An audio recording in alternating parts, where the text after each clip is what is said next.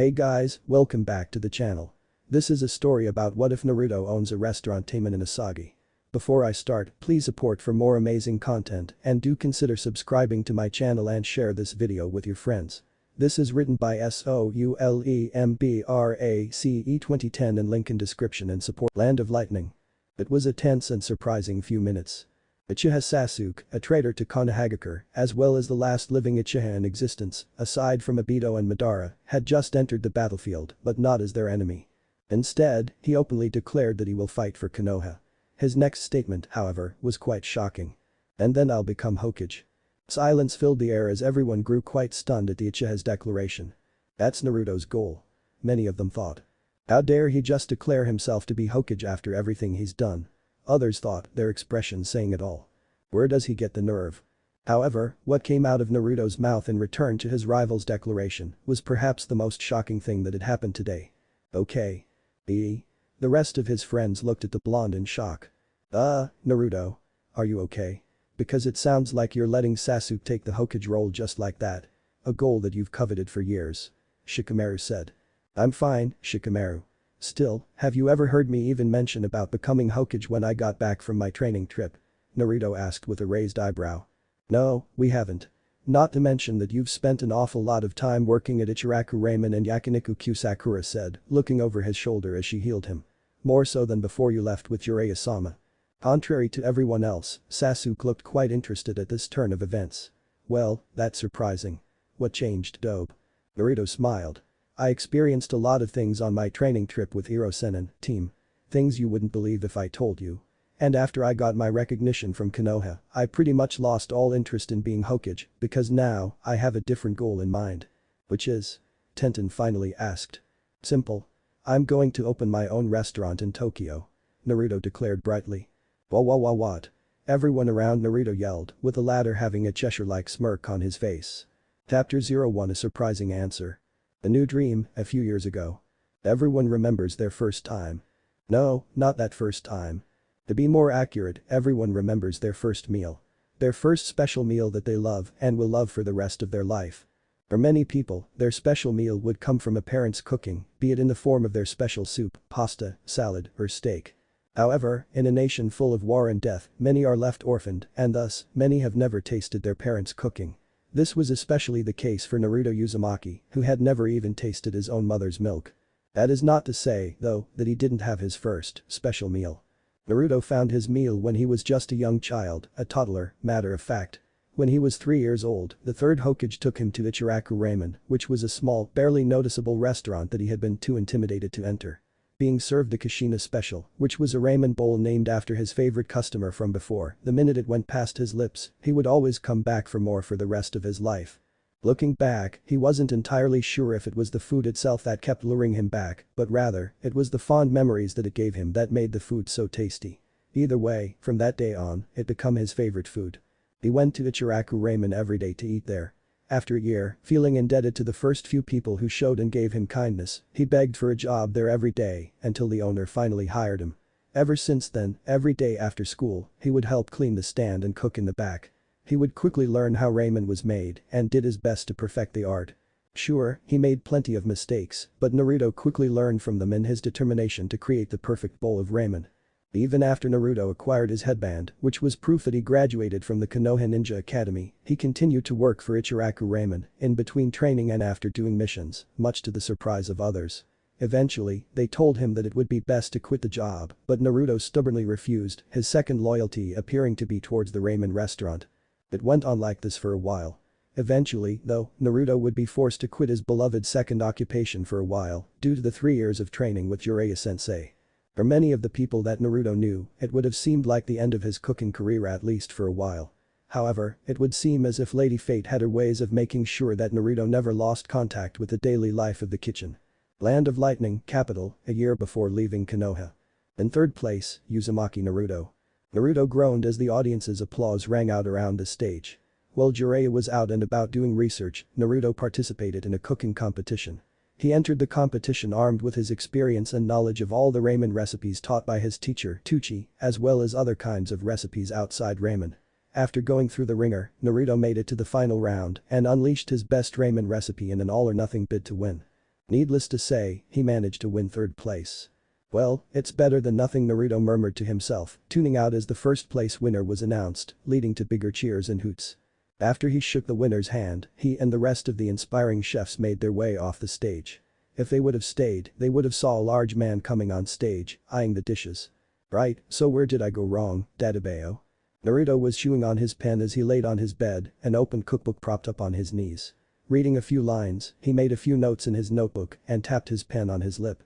The blonde remembered when he tasted the first two winners' dish when they brought it to the back and compared it to his own. The dishes in question were a high-quality beef Wellington resting on soba noodles and a potato-topped ground beef skillet. He recalled the differences and remembered how the beef and soba noodles were rich in flavor without it being overpowering. His own ramen was good but wasn't as rich, especially when compared to the first-placed winner's beef Wellington. Sure, his noodles were chewy, but Naruto's ramen kinda stuck on the teeth, which is always annoying, even to Naruto himself. And yes, his beef was tasty, but Naruto's hadn't been marinated enough. I still have a lot to learn. Naruto mused and set his books to the side. Man, I'm getting more pumped up from cooking than from working hard to become Hokage. He sighed and looked around the room he and Jiraiya were staying in. Hiro-Sennin should have been back by now, huh? He caught a scent that caused him to bolt up from his bed. Hold on, that's the smell of my dish from the competition. Tracking the scent to the window, he opened it and ran up to the roof. Much to his surprise, he saw a man waiting for him, holding his creation in his hands. It's interesting if I do myself. The standards of cooking in here. They're quite different from the mainland. Then again, they don't know about the world of true culinary. If they did, things would be much more refined, just like your ninja skills. And who are you? And what are you doing with my dish? Naruto asked, sizing the individual up. The individual in question was an elderly man with long, spiky gray hair with a mustache and a beard. He had a scar on his right eye running diagonally from the middle of his forehead down to just above his right cheekbone. He wore an olive-colored yukata and Jetta sandals. Admiring it. After all, out of all three of the dishes I sampled, this one caught my eye. Sure, it could be better, but the major difference is that it showed me that the chef who made this wanted to truly test his skills, instead of solely focusing on winning. The man said as he walked up to Naruto. And as I look at you, I see raw, untapped potential that you're willing to unleash. I see. Thanks. Naruto stepped back a little, clearly baffled at the man's statement. Mister. The man smirked. Apologies, my boy. Allow me to introduce myself. I am Nakiri Senzaman, headmaster and director of the Tamsuki Tea House Culinary Academy. We're about to start a new school year in a month from now. He pulled out a letter from his robes. For this particular year, I have journeyed across the elemental countries in search of people with potential, and after months of searching, I have found you, amongst others. Please, join my school. Naruto hesitantly took the letter and opened it, finding the headmaster's seal and words of approval. What's in it for me? Fame, fortune, prestige. The title of the best. The greatest up-and-coming chef in the world. Besides, I can see it in your eyes. The desire to cook. To create, to become an artist that helps bring joy through the stomach rather than through taking lives and doing other people's dirty work. To become something more than a common mercenary. Senzaman stated, staring at the young blonde with intense eyes of passion. Well, nothing wrong with being both. Naruto said, standing up to the headmaster. But yeah, I do want to be a great chef as well as a great ninja. A great chef that makes people happy and a great ninja to protect those I care about. That's my goal. It sounds like. Yes, I accept your invitation. I, Uzumaki Naruto, shall enroll in your school Dadabeo. Land of Lightning, present time. This can't be happening. Black Zetsu, the parasitic creature who orchestrated everything wrong with the ninja world, was currently being grinded into the ground under a ninja sandal. Everything had gone beautifully as planned. Many years of careful planning, the black creature did, taking advantage of the flaws of man. A whisper of influence here, a few manipulations of thought and info there, a bit of control here, and the people began to dance at the palm of his hands. It all started when he tempted the eldest son of the Sage of Six Paths, Otsutsuki Indra, which gave birth to the curse of hatred that plagued one half of the sage's legacy. It took so many years of planning and waiting to get to this moment, but Zetsu was patient. Zetsu was the manifestation of Kagaya's will, with the sole purpose of him bring back the goddess. And after so many years, it finally happened. So why? Uchiha Obito and Uchiha Madara, his most unwitting yet powerful pawns, were nothing but smoldering corpses on the battlefield. Their usefulness now gone, they were stripped of everything, from their strength to their jutsu and their eyes. Not that it mattered, for the Juubi had finally returned, followed by the revival of his mother, Kagaya. Now that she was back, why? Centuries, generations of planning, ruined in one day, in the span of an hour. The Juubi, the progenitor of chakra and the most powerful creature in existence, was no more. Its body turned into soil which returned to earth. And Kagaya, the princess and matriarch of the celestial Otsutsuki clan, was nowhere to be found. Why is this happening? Black Zetsu screamed, looking up in hatred at the indifferent blonde in front of him. When the Uzumaki entered the battlefield to help the allied Shinobi alliance, things went south for the Black Blob. Donning the role of frontline support, he helped wipe out the Zetsu fodder before turning his attention to the two Uchiha, one of them which was responsible for the death of his parents. But Zetsu wasn't worried, for the combined might of the ancient Uchiha and his student would be more than enough to rid the world of one measly Uzumaki. Especially one who wants to be a chef over a Hokage, as laughable as that was. But it's apparent that there were some things he didn't know about the Uzumaki that ultimately led to his downfall. Quite simply really. Naruto responded, digging his heel further into the blob. 1. You, like everyone else, underestimate me. 2. A ninja never reveals their secrets until the last minute. And 3. I want to open my own restaurant soon and I can't do it with you guys running amok, Dadabeo. That's why you ruined everything. Absorbed the strength of the revived former Hokages after we dealt with them. Absorbed the powers of Madara, Obito, the Juubi, and sealed the tailed beasts and Kagaya inside yourself. All for a fucking restaurant. Black Zetsu roared, struggling beneath his foot. Naruto smirked, his newly assimilated Rin Sharingan flashing momentarily. Why not? Go to hell. You first. With that, Naruto stomped his foot, turning him into a splattered smear on the ground. He smirked, looking at the sun mark in his hand, before clenching it. Just because he was focused on his cooking life didn't mean that he neglected the shinobi one. No, he made sure to do both, multitasking by studying both arts and exercising to keep in shape. How? Shadow clones. The minute he learned the shadow clone technique from a very young age, all thanks to the Kyuubi and his naturally high Uzumaki chakra, he was destined for greatness from the very beginning. It really helped after learning the shadow clone jutsu from seeing one of his Anbu protectors do it and learning its secrets when he graduated. In the 3-year training period that Jiraiya made him go through, his strength level grew exponentially. What especially helped was when he argued relentlessly to Jiraiya about being determined to go to this cooking class. Jiraiya then told him the secret with the shadow clone techniques, the one where whatever they learn, he learns as well. Ever since then, he was unstoppable. Whenever he wasn't training as a shinobi, he abused a life hack for cooking. Reading became a piece of cake when he realized that he could duplicate himself, have them change into random people, and then read the cookbooks, the health regulations, etc. Practice became infinitely easier once he had his trusty shadow clone to help. He had to learn how to make ratatouille.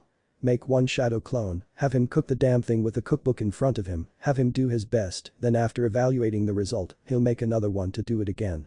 The best part, well, okay, not really, was that he was his own judge.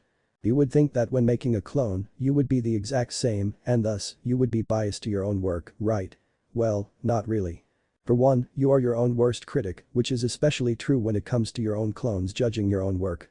Then there was the fact that they seemed to develop their own tastes and personality after existing long enough, which raised some red flags for him, and he had to make sure to terminate his clones before they began to realize that they wanted to stay alive.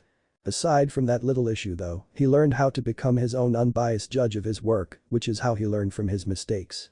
If that's how he managed to kick us in cooking school, imagine how much he accomplished as a shinobi, especially after visiting the Uzumaki shrine near Konoha, as well as Uzushiogakure. Honestly, learning about his heritage and his secret family's history is what motivated him to stay in the shinobi business. To learn his family's history, as well as his family's culture, their significance in the shinobi world, and Fukinjutsu, the art of sealing. Again, he had his shadow clones to help learn Fukinjutsu.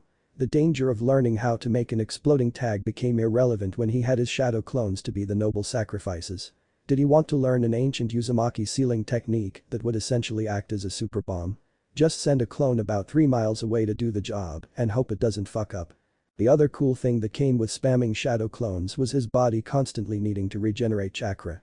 When this became an issue, his body, like everyone else who constantly exhausted their chakra via training, became to adapt, learning to develop more chakra to compensate for the future loss of it in a way akin to bodybuilding. So what did that mean? Naruto now has the chakra equivalent to 3 cages. Add that with his natural longevity and inhuman amounts of energy, and he could fight for up to 6 days straight before he starts to run out of chakra. Moreover, Naruto sighed and sat on the ground. He gazed at all the fallen bodies scattered around the battlefield, as well as the bodies stuck in the cocoons, and frowned. I should have been out here to begin with, not locked in a temple on top of a fucking turtle, Dadabeo. His teammates, along with the Biju inside him, were staring at him with wide eyes and varying degrees of shock.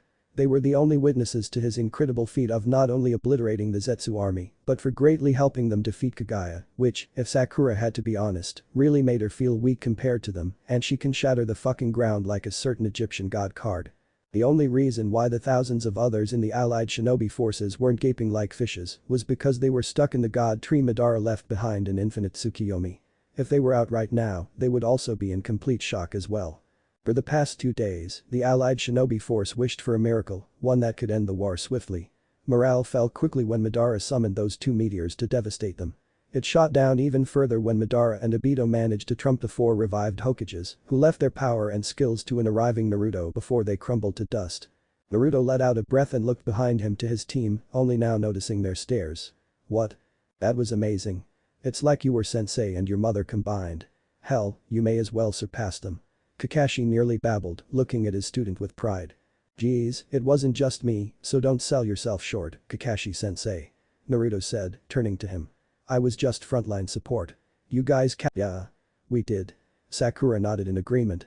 But it'll be hard for people to believe that a single shinobi who wishes to become a chef made all this happen. Maybe if you still held onto your dream of being Hokage. Sakura, being a Hokage was just a desire born from wanting to be acknowledged by everyone as more than a Jinchuriki. When I returned from training with the Toads and defeated Pain, I finally received that acknowledgement I worked so hard for. Slowly but surely, the desire to become Hokage was buried by my new desire to be a chef and open my own restaurant. Naruto admitted, rubbing the back of his head. And now that the Akatsuki and Kaguya is gone, and now that my parents, you really have changed, dope. Sasuke actually smiled a little. And to think I almost ended your dream when you took that poison kunai meant for Sakura. Not like you cared anyway, team. The only reason I went after Sakura was to prevent her from doing she would never have the heart to do. Naruto countered, making Sakura look chagrined. Whatever. Now you two. Save your bickering after you two free the survivors from the god tree. Remember, they'll become Zetsu if left long enough. Kakashi snapped at them. The power you both received from the sage should be enough before his spirit finally passed on. Sakura nodded in agreement. That's right. Hinata and others are waiting for you to free them. I know, I'm on it, Dadabeo. Naruto said, already walking to the god tree. Come on, team. Let's go. After all, I promised Hinata and her sister another date. I suppose so. But first. The sound of chirping birds caught Naruto's ear, making him groan. I'm going to execute the 5 cage that are still inside the Infinite Tsukiyomi and take the Biju sealed inside you, dope. Naruto sighed. Is that right, Urk? No. Sakura screamed in horror as Sasuke suddenly plunged his hand through Naruto's back. Sasuke, what the hell are you doing? Kakashi roared in anger as Naruto spat out blood. Is this why you rejoined us, to get back at Naruto? Not at all well, something like that, Kakashi-sensei. Sasuke replied coolly. I once desired destruction, revenge, and to prove. So what's your answer to learning the truth, Sasuke? Naruto choked out. The clans are not the invincible gods I was led to believe by my father. This was especially evident when you helped down Obito and Madara so easily after they dispatched me.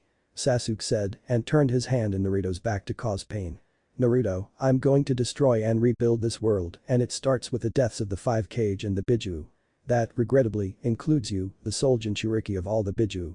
That, and you'll just be in my way. Naruto snorted and made a one-handed sign. Okay, boomer. Sasuke's eyes widened and he leaped back just as Naruto exploded. What? Sasuke frowned, lightly bothered by his burnt fingertips. That's Itachi's move. Crack.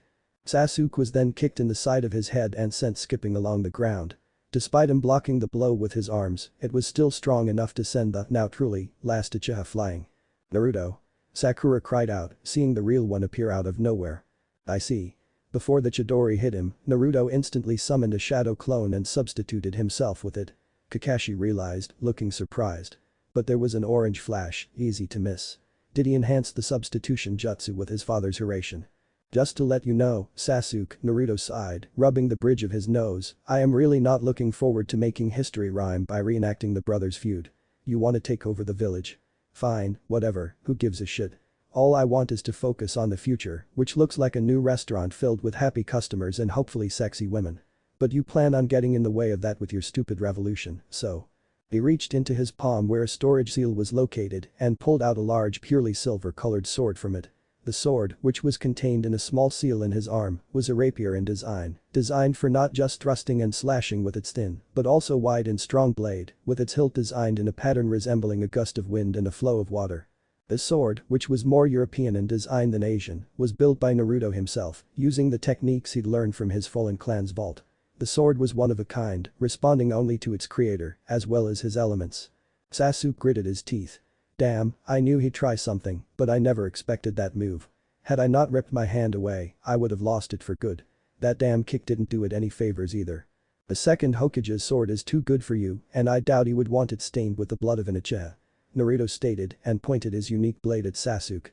So you'll have to make do with my masterpiece. Dream on, Naruto.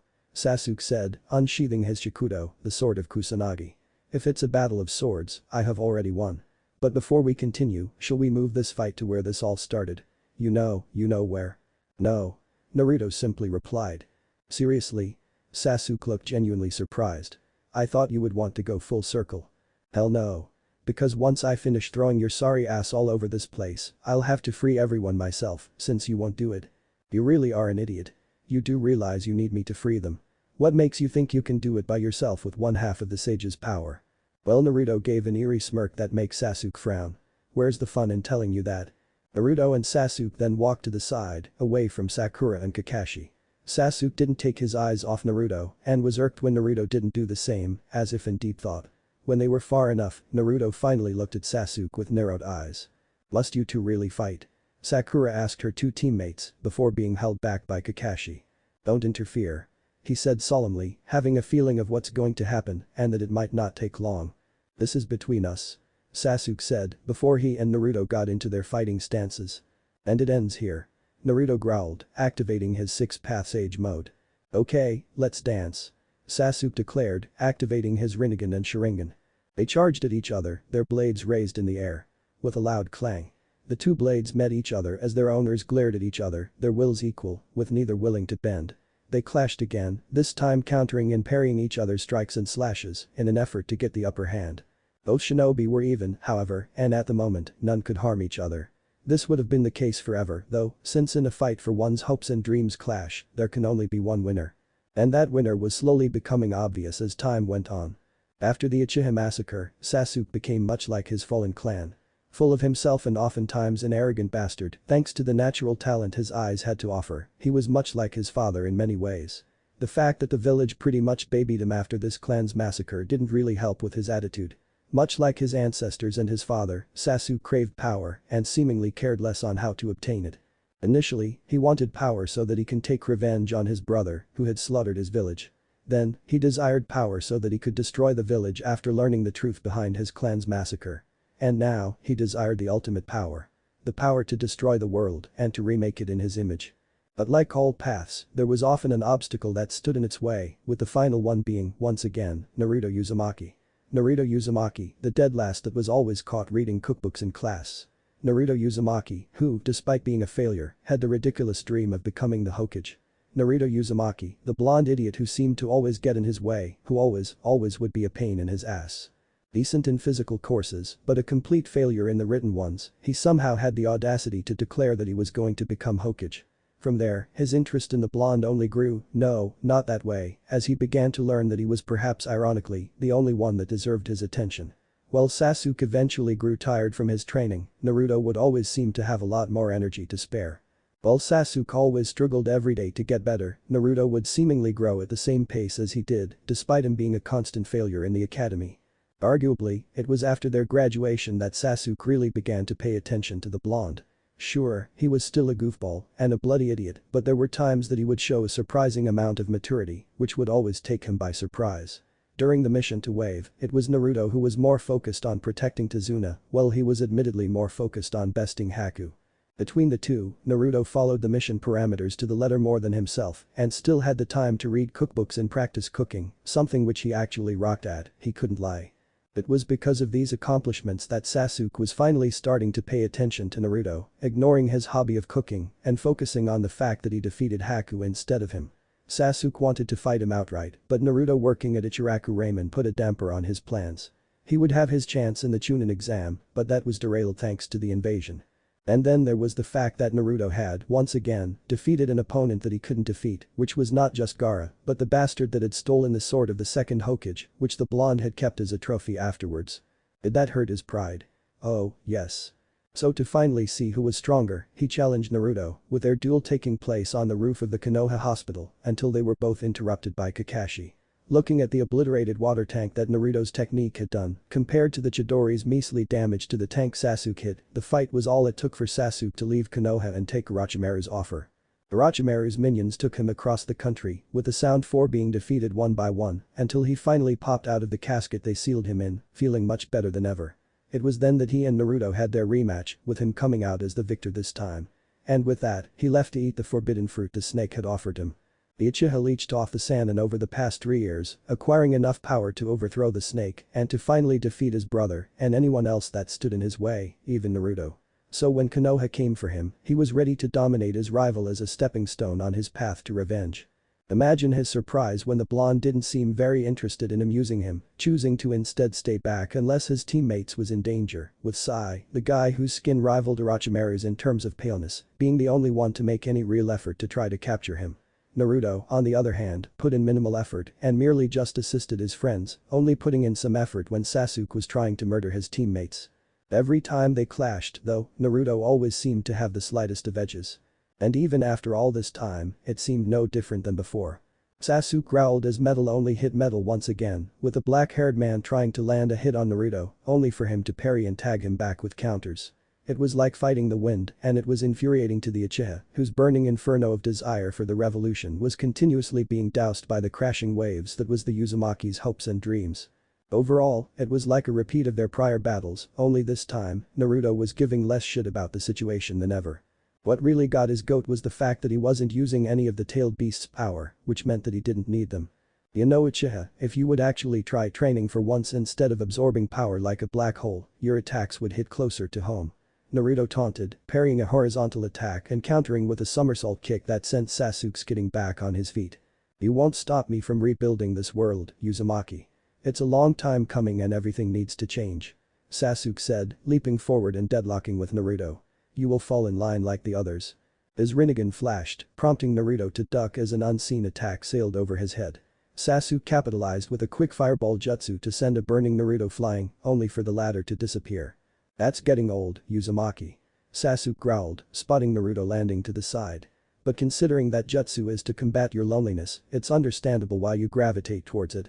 Naruto scoffed, twirling his blade between his fingers. Goes to show that as usual, you know nothing about me, Uchiha. Unlike you, I'm never alone. Naruto then used the Hiraishin, reappearing in the same spot. He thrusted his sword towards his old rival, only for his sword to hit air. Heh, Madara's limbo jutsu. The same trick wouldn't work twice, you know. I only used it once, dope. And I'm not Madara. No, but I can still sense and hit them, idiot. Naruto proceeded to evade the incoming attacks from Sasuke's clones hidden in a different dimension and slashed them all away. This allowed Sasuke to move in close, coating his blade with his Chidori for a lethal stab. Naruto used Hiraishin to dodge, appearing above Sasuke unleashed a swarm of chakra chains coated in sage chakra, stabbing and killing the clones hidden in limbo. Sasuke appeared behind him for a fatal stab, only for Naruto to sense him in time and block the attempt with his own sword. They both fell to the ground, still deadlocked. Sasuke then twisted Naruto's arm, slipping under it to hold his wrist in place, and pushed his blade towards Naruto's sword in an effort to disarm him. Naruto growled and punched Sasuke multiple times in his kidney area. Sasuke gritted his teeth, blocking out the pain as he increased the pressure. Naruto's chakra chains then shot themselves towards the Uchiha, forcing the latter to warp away. Sasuke reappeared with a Chidori, thrusting it towards the back of Naruto in the chain's blind spots. Naruto spun on the spot, evading the Chidori and socking him in the jaw. Shaking it off, Sasuke kicked the blonde away with a spinning thrust kick. Naruto used the momentum to flip away as Sasuke closed in on the blonde. In a blink of an eye, Naruto suddenly disappeared, using Hiraishin to teleport above the Uchiha, swinging his sword down to take off his head. Sasuke blocked the deadly swing in time and smirked as he channeled his Chidori through the sword. Much to his displeasure, however, Naruto's chakra cloak protected him from the electricity. The blonde smirked back at him until a purple glow began to grow around the Uchiha. Recognizing the technique, Naruto quickly put some distance between the two as Sasuke's Susanoo armor grew. Feeling the damage the Susanoo managed to inflict on him, Naruto retaliated by forming a chakra fist, punching the Susanoo in the chest, knocking him back a few feet. Enough of this, Naruto said and formed his favorite hand seal. Taiju Ukage Bunshin no Jutsu.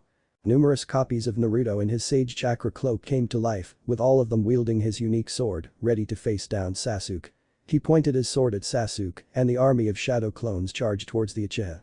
Sasuke smirked and proceeded to mow down the army with his Susanoo's blade, the sword bathed with electric energy. Smooth as silk and never missing a beat, Sasuke struck down the clones with a single slash, stab, and thrust, even taking down multiple clones with his Chidori current.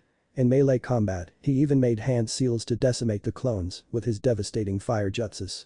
Despite Sasuke easily destroying the clones, his frown only grew uglier as he began to realize that the onslaught was refusing to stop.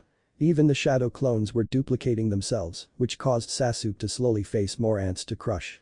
In hand-to-hand combat, they were forcing him to do hand seals as they connected hands to use their own jutsus. Even some of the clones detonating themselves when near death, knocking him around and beginning to create gaps in his Susanoo armor. What made the situation even worse was that he was unable to locate the real Naruto during the assault the entire time, even with his powerful eyes. "Show yourself, Uzumaki." Sasuke roared, lacing his Chidori current with the black flames of Amaterasu, and stabbed his sword into the ground. Amaterasu. Rivers and tendrils of black flames surrounded Sasuke and incinerated the clones. Before they went poof, the clones dropped smoke bombs that exploded and blinded Sasuke. "Cheap tricks won't stop me, Uzumaki." Sasuke growled, using his eyes to see through the orange smoke. "Wait, what?" Naruto smirked outside the smoke area, a Rasengan in hand. "But that's what makes us ninja. And me? All those years away and you forgot what I'm all about." Sasuke's ears twitched and saw multiple Rasen shurikens zoom towards him. He jumped and dodged all 5 of them, but one of them knocked his sword out of his hands. "Yeah, and what's that dope? You're insignificant worth to the world, ga." He suddenly found himself unable to move. Looking down, he saw that he was bound with threads of sage chakra that slipped through the cracks of his Susanoo armor. His eyes widened and turned to look at the Rasen shuriken, which then dissipated into regular demon wind shuriken. "Before I became a chef nin." Naruto reappeared in front of Sasuke, his appearance blowing the orange smoke away. "I was Konoha's #1 hyperactive knucklehead prankster ninja, Dadabayo." "Naruto." Sasuke roared, managing to yank one arm free. Both punched at each other and their fists collided violently, creating a shockwave. Much to his surprise, Naruto suddenly created a unique hand seal using his and Sasuke's fingers, much to his surprise. "Sasuke." Naruto suddenly said in a neutral voice. "It's over." "What?" Sasuke suddenly felt himself growing weaker, as if his strength was leaving his body. "What is this? What are you doing?" The Uchiha looked up at Naruto, who held a smirk on his face as the latter held the strange hand seal in place. Sasuke stared at the hand seal and suddenly remembered where he had seen it before. It was brief moments, but he remembered how Naruto's shadow clones managed to briefly initiate different hand seals on him whenever he would summon his fire jutsus. His eyes widened in realization at what it led to. He tried to free himself from the blonde's grip, but it was too late. Naruto's victorious smirk soon melted into a weary sigh of resignation. "Before Grandpa Sage departed, he left me with the knowledge on how to neutralize you, should you ever go rogue like this. Despite everything, he still believed in you because you were his son reborn and thus, you were given another chance. However, he admitted that there was this small chance that you might pull this kind of shit, seeing the darkness still left within you. Hence why he taught me how to take his power back from you." "No, don't you dare do this, damn you." Sasuke shouted, trying to release the hold. "My revolution. It has to be done. I honestly would have been okay with the revolution, but then you had to throw in the part about killing those I cared about." Naruto replied simply as he formed a Rasengan. "And whenever you threaten the lives of my loved ones, or the world in which we live in general, it becomes my business. So what are you going to do? Take my place as this world's ruler?" Sasuke snarled, his Rinnegan fading. "People won't stand for it. I won't stand for it. You hear me?" Naruto just chuckled as several smaller Rasengans orbited around his primary one. "Man, when you don't listen, you really don't listen, don't you? In case you weren't listening, I had other dreams in mind than ruling over the nations or whatever." Sasuke spat. "Oh yeah? And what's that, dope?" "Simple, really." Naruto grinned in response, his 2 blue Rin Sharingans forming in his eyes. "And it's a lot better than your sorry excuse for revenge." Sasuke roared in rage as he coated his arm in Susanoo's armor, using the last of his energy to punch Naruto. The latter moved, releasing the hold, and plunged his planetary Rasengan into Sasuke's gut. With an explosive whirling of energy and winds, Sasuke was sent rocketing away and crashed into the god tree. Running a goddamned restaurant. When the jutsu ended, Sasuke let out a small groan as he slid down the huge tree. Right, Naruto looked at his hand where the sign of the moon was imprinted and clenched it. That's enough time wasted. With both halves of the sage's chakra within him, Naruto proceeded to free everyone from the god tree. Sasuke-kun, Sakura murmured, walking towards him. It was a bit much, but at least he's okay. Kakashi snorted. For now. Considering that he turned against the alliance, among other things, he'll have to spend some time in the Konoha Strict Correctional Facility. I know. Sakura nodded. But in a way, Naruto did bring Sasuke-kun back to me. Something tells me it was more for his future restaurant than for a promise, Sakura. Kakashi mumbled, rubbing the back of his head. Scratch that off the checklist. Naruto said, his clones catching the captives of the infinite Tsukiyomi while Hinata fell into his arms. Hope Hanabi-chan is okay too. After 2 full days, the 4th Shinobi World War was finally over. Konoha, a month later. I'm gonna miss this place. Naruto zipped his suitcase up and looked around his empty apartment. It was his place of living for years and how it was time to let it go. After all, with the way his restaurant will be designed, there will be living place that'll practically be his new home. He then closed his open briefcase full of cooking tools, various sealing scrolls and other items and left with both briefcase and suitcase in hand. After dropping his keys off to the landlord, Naruto made his way to the Hokage Tower. Hard to believe a month has passed already, mused the 5th Hokage, Senju Tsunade. And now today's the day you depart for good. Not exactly for good. I'll still drop by to visit from time to time. Naruto assured her, before handing her his headband. Here, keep it for safekeeping. Tsunade shook her head. I accept your resignation, but not your headband. Keep it. Naruto shrugged. Okay then, he said, pocketing it. Where's Shizune? I gave her the day off. So where exactly will you be staying? In case any of us want to visit. Tsunade asked him. I bought some land in Tokyo, in a riverside town with a pretty nice view. It had an abandoned warehouse and nobody was auctioning it, so I grabbed it. Naruto replied. Tsunade raised an eyebrow. It must have cost a fortune. How'd you do it? Naruto smirked. I did more than training with Hiro-sennin and attend that cooking school. I attended martial arts tournaments, learned how to take out stocks, and even swarmed a casino with clones under different fake identities. The last one was fun, as most of those identities are either outright banned and or have a kill on side order on them. Tsunade blinked in shock. Wish I thought of that. Spare a coin for your godmother. Hey, you're the Hokage. Shouldn't you have thought of that before me? That's why you should never drink a lot, kinda like how you did at mine, Naruto teased before dodging the paperweight thrown at him. You know, that mouth of yours might get you in a lot of trouble. Tsunade growled, her eye twitching. Hinata and Hanabi disagrees, so I think I'll be fine. Naruto countered with a cheesy grin. Whatever, just get outta here already, you knucklehead. Tsunade tried to not show it, but it was clear as day that she was going to miss him. Giving her a warm smile, he suddenly enveloped her in a hug. I'll be alright, Granny. You take care, my little gaki of a godson. After breaking away from the hug, Naruto departed the Hokage Tower. He walked through the village, rebuilt from Pain's invasion, taking in the sights with a smile. Everyone was happy and everything was peaceful. Naruto felt like he'd accomplished everything he set out to do and how it was time for the next chapter in his life. When he got to the gate, he stopped and sighed at the 2 figures waiting for him. Hey, Naruto-kun. Hinata greeted him, walking up to him with suitcase in hand. Somehow, I knew I see you two before I left. He said with a smile. He then raised an eyebrow at the second young woman. I understand you wanting to come with me, Hinata-chan, but you too, Hanabi-chan. Who'll be the new head of the Hyuga clan after Hiashi? I dunno. Hanabi stuck her tongue at him. And I don't care. Let's just go. It'll probably be Neji, as he has all the potential in the world. Good thing I prevented him from making the sacrifice play by switching him with a shadow clone. Naruto thought, giving himself a mental pat on the back. Even if I told you both no, you'll still follow. You know me too well, Hinata demurred, though her smile held more than a hint of steel. I was once told to follow my dreams, no matter what stood in my way. That's why I'm here. I want to be with you, no matter what. Yeah, me too. Hanabi said, suddenly hugging Naruto's arm. Also, you're not the only one here that thinks your ass looks nice. Hanabi. Hinata squeaked, face reddening. Well at ease, little lady. Naruto laughed and offered his other arm to Hinata. We'll have all the time in the world. Naruto. Naruto turned around to see Shizune and those he was close to. From the other rookies, Kakashi and the Jonin instructors, the Ichiraku family, good luck. We'll be rooting for ya. See you later. Come back soon. Naruto smiled and waved back. Thank you, everyone. With that, Naruto and the Hyuga sisters departed Konoha. Naruto's restaurant, Tokyo, a few days later. Whoa. It's huge. Hanabi squealed, looking amazed. Naruto smirked at her reaction. It's being retrofitted to seat as many people as possible. It looks amazing, Naruto. Hinata praised in an admiring tone. While only half built so far, the 3-story warehouse that was being converted into a restaurant was coming along quite nicely. The building was currently being painted with many different colors, with dark orange notably being the common one.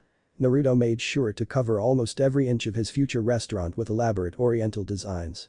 Naruto also had another plot of land that was being made into a parking structure for patrons. When I went to Tsuki Academy, I visited many restaurants, big and small, and took some inspiration. The inside will be just as impressive as the outside. Naruto boasted to the Hyuga girls. Speaking of, let me show you. Naruto led Hinata and Hanabi inside, weaving through the workers.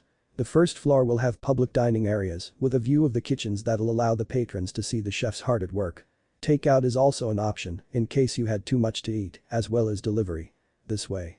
He led them up to one of the 2 sets of stairs, which split off from either side.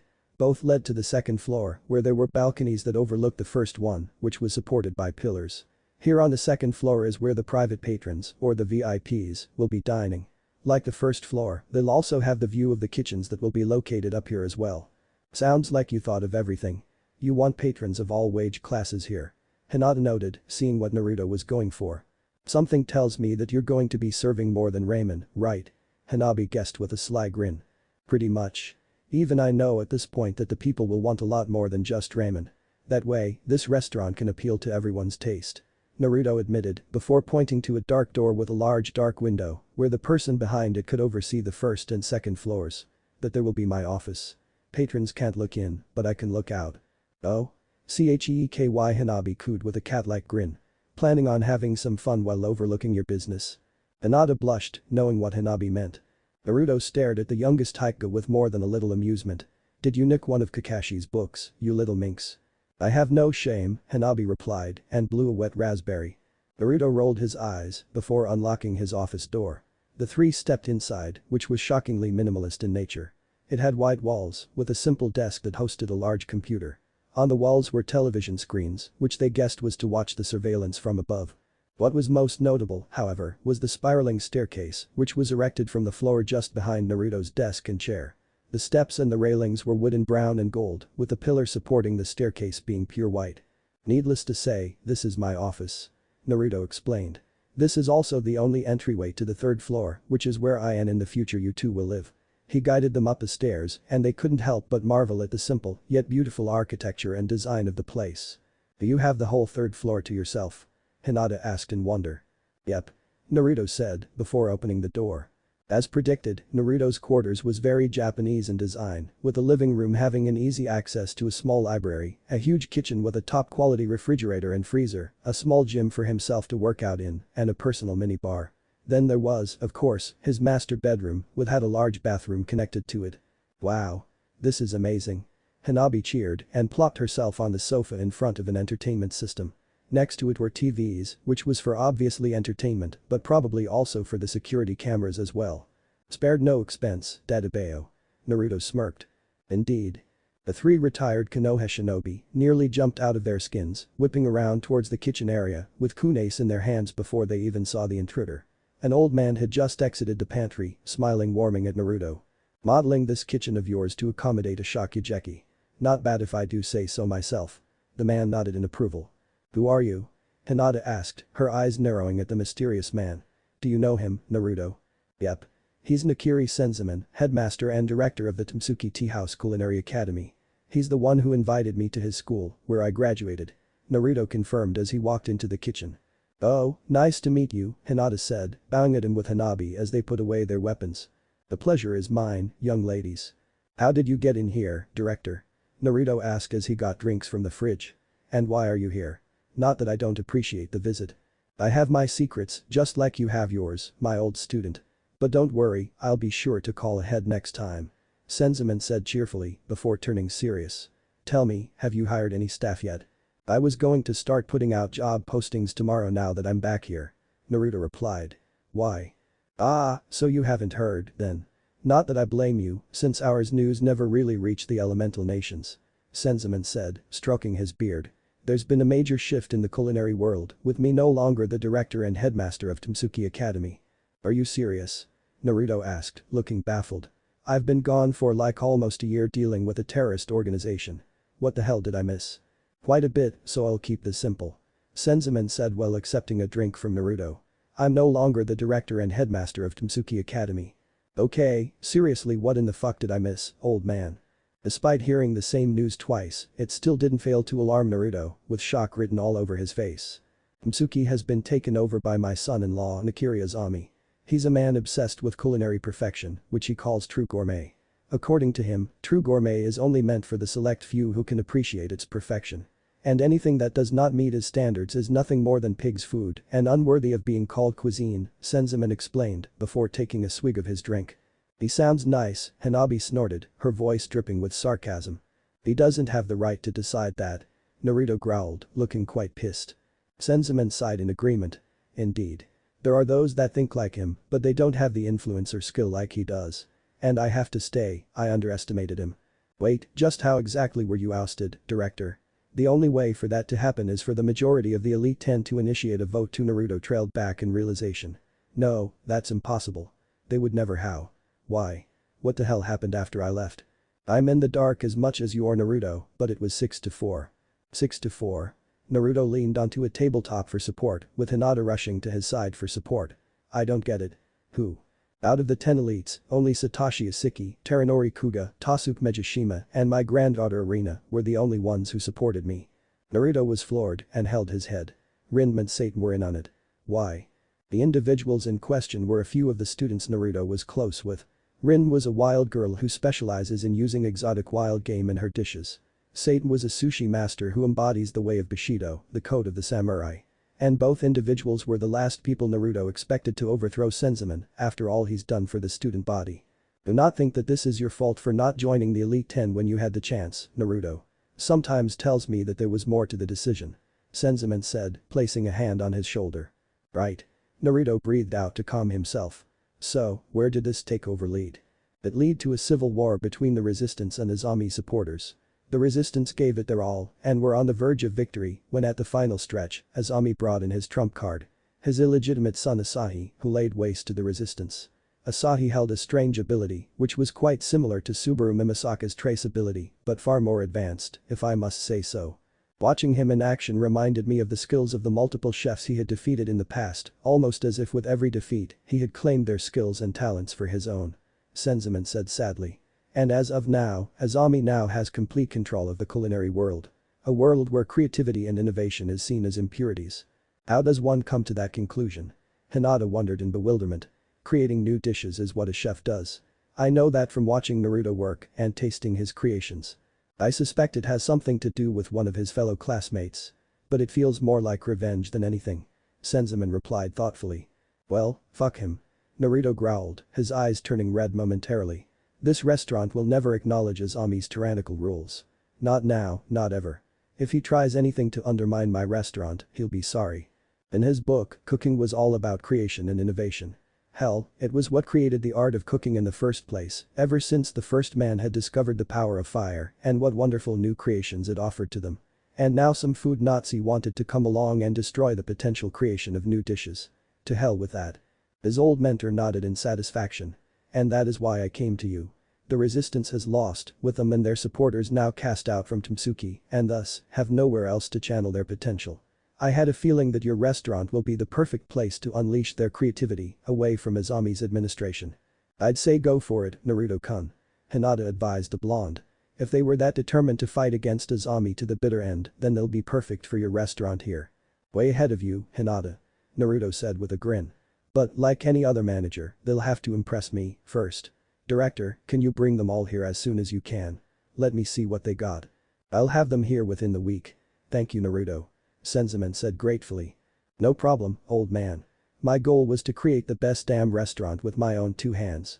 And the more skilled chefs I can get in my team, the better the food and the service will be. Let me help too. I can be a server or something while learning to cook. Hanabi piped up. Me too. I don't want to be deadweight. I've also liked cooking as well. Hinata added. Especially when seeing you work. Alright then. I look forward to teaching you both. Naruto said, hugging Hinata and patting Hanabi's head. Senzaman smiled at the trio, with a blonde reminding him of himself when he was younger. I am glad that you have become my pupil, Naruto Uzumaki. The old man's eyes twinkled with joy. It would seem that in your hands, the future of cooking is headed towards a bright path. Not wanting to interrupt the intimate moment, the old man smiled before turning away, walking away from his legacy. It would seem that his work here was done and that now, for once, he could relax. 1 month later. 1 month.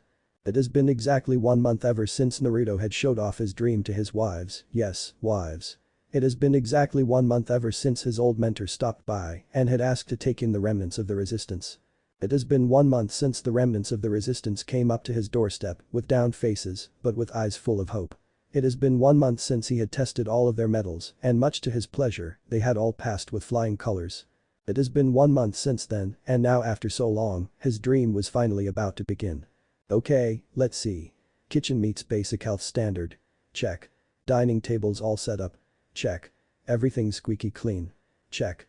Naruto was zipping around, making sure everything was in order before the doors opened.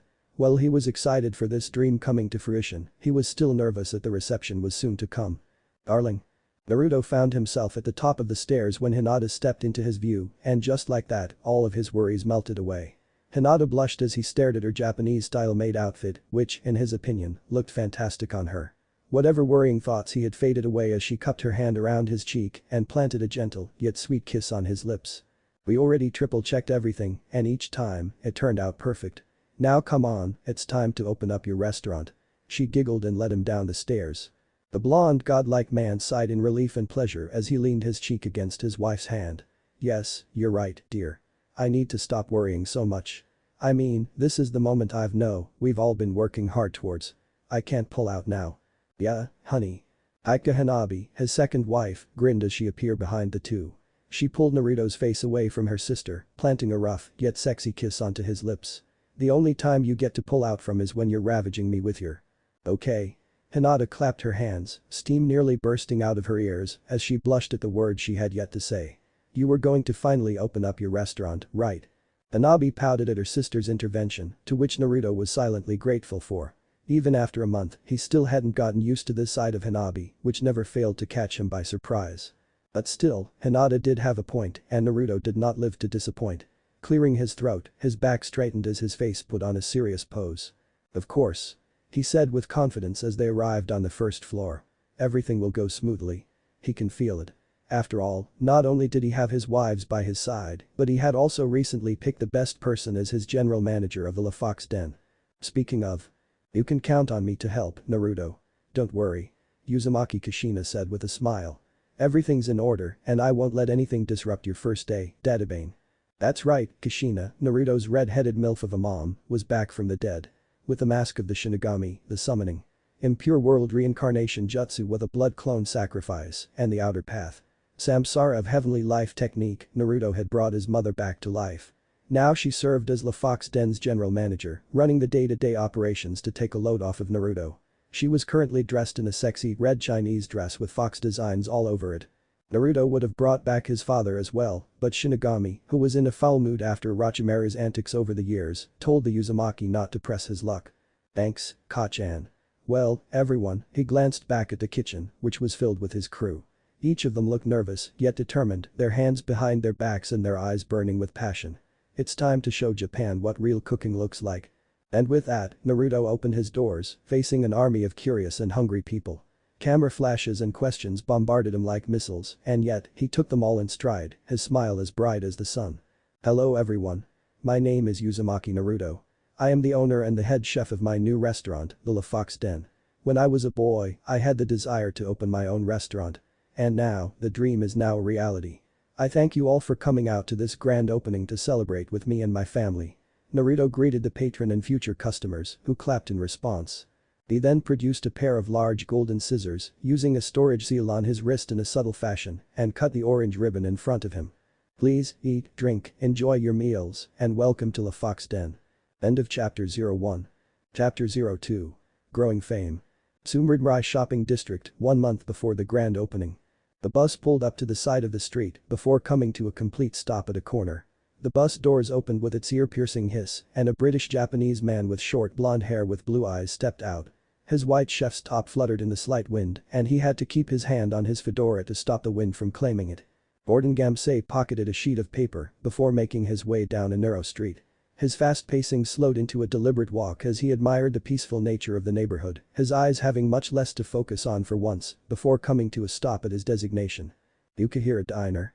He muttered, noting that the place was closed for the season. What a quaint little place. Hard to believe a graduate of Tsuki settled for a little diner. He walked up to the door and gave it a few loud raps. There was no response, but he did hear some movement and some muffled whispering. He sighed loudly and knocked louder. "Come on out, you panini heads. Let's not wait for the fucking grass to grow," he shouted. "Either you come out or I leave, proving your former headmaster for being an utter numpty." Gamsey heard some fast movements coming towards the door before it finally opened. "Sorry sir." A young woman with long, honey blonde hair and purple pinkish eyes said sheepishly. "We didn't know what the man my grandfather sent looked like. Yet I was one of the only ones who knew where you lot were. You should really learn to trust your old man more. After all, he was the one that gave you this chance." Gamsey said gruffly.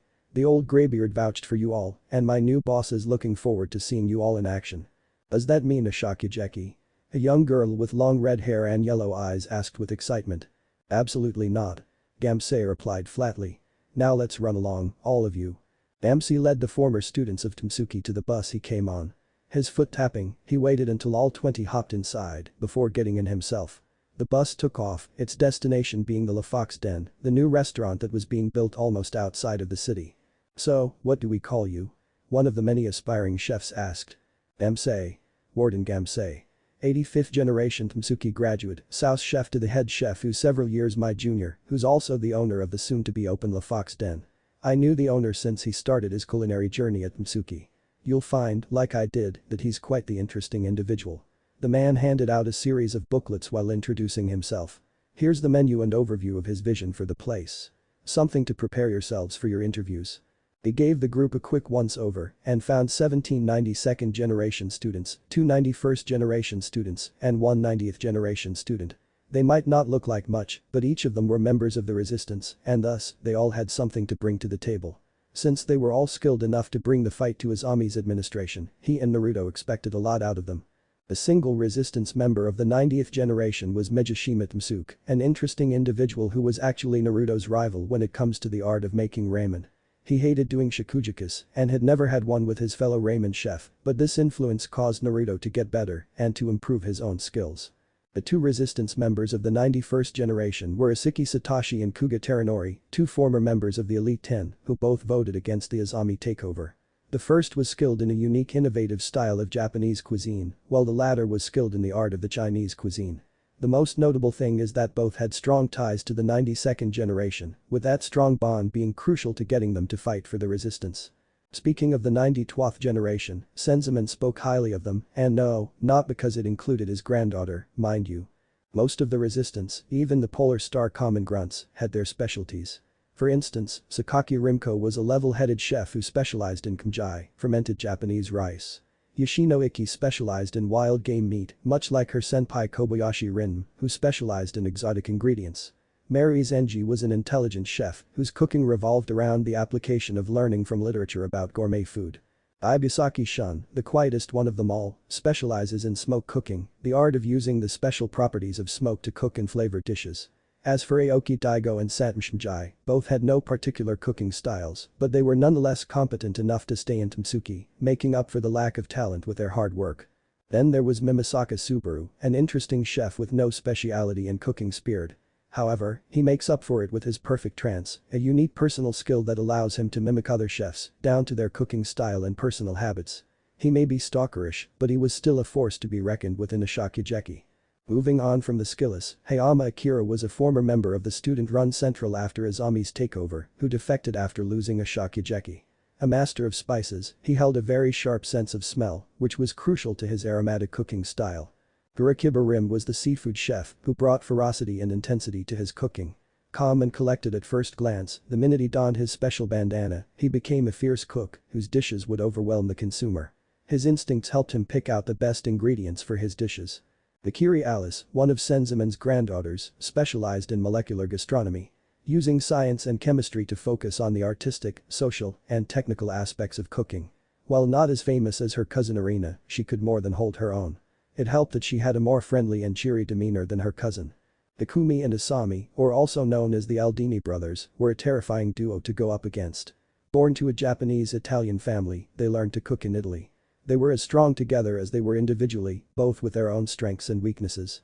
Both specialized in Italian cuisine, though between them, Takumi was superior over Asami. Mito Ikumi, who stood out from the crowd due to being a gyro, specialized in meat, butchering, and anduri. Her knowledge of meat came from her being the princess of the Mito family empire, who sold and distributed meat across Japan. She once primarily used A5 meat, but discarded the habit after 2 Shokugeki losses, one of them being against her senpai Naruto at the time. Arado Hisako, while still a chef, is also the secretary to Senzaman's granddaughter Irina. Specializing in the art of medicinal cooking, she infuses traditional Chinese medicinal ingredients into her food, excelling in its respective field of studies. More loyal to her empress, she tended to use her skills to assist Irina more often than to feed the customers. Tadakoro Megumi was the meek and timid chef of the group who specialized in hospitality, cooking with the customer in mind. She was personally trained by Shinomiya Kojiro for a time, helping to improve her cooking skill and confidence. She might be the weak link of the group, but her various accomplishments revealed untapped potential. Akiri Irina was one of the granddaughters of Senzaman and is famous for her god's tongue. Having no particular cooking or cuisine speciality, she was capable of turning a regular dish into a pro dish and used high-quality ingredients and creativity to bring out the food's full potential for maximum taste.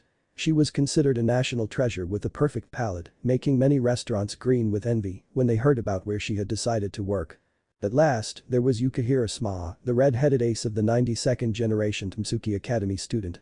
She is a skilled, energetic chef that everyone underestimates due to her background in working at her father's diner. But her father just so happens to be the legendary graduate of Tsuki, Yukihira Jimichiro. As a master of the Yukihira style, Sma is able to overcome most obstacles, learning from defeat and even victories. Continuing to evolve in order to be a great chef. The trip took around an hour since they were going from one town to another. It was more than enough time for the group to read over the materials. The South chef also observed them as they interacted with each other, getting a feel for their personalities and quirks.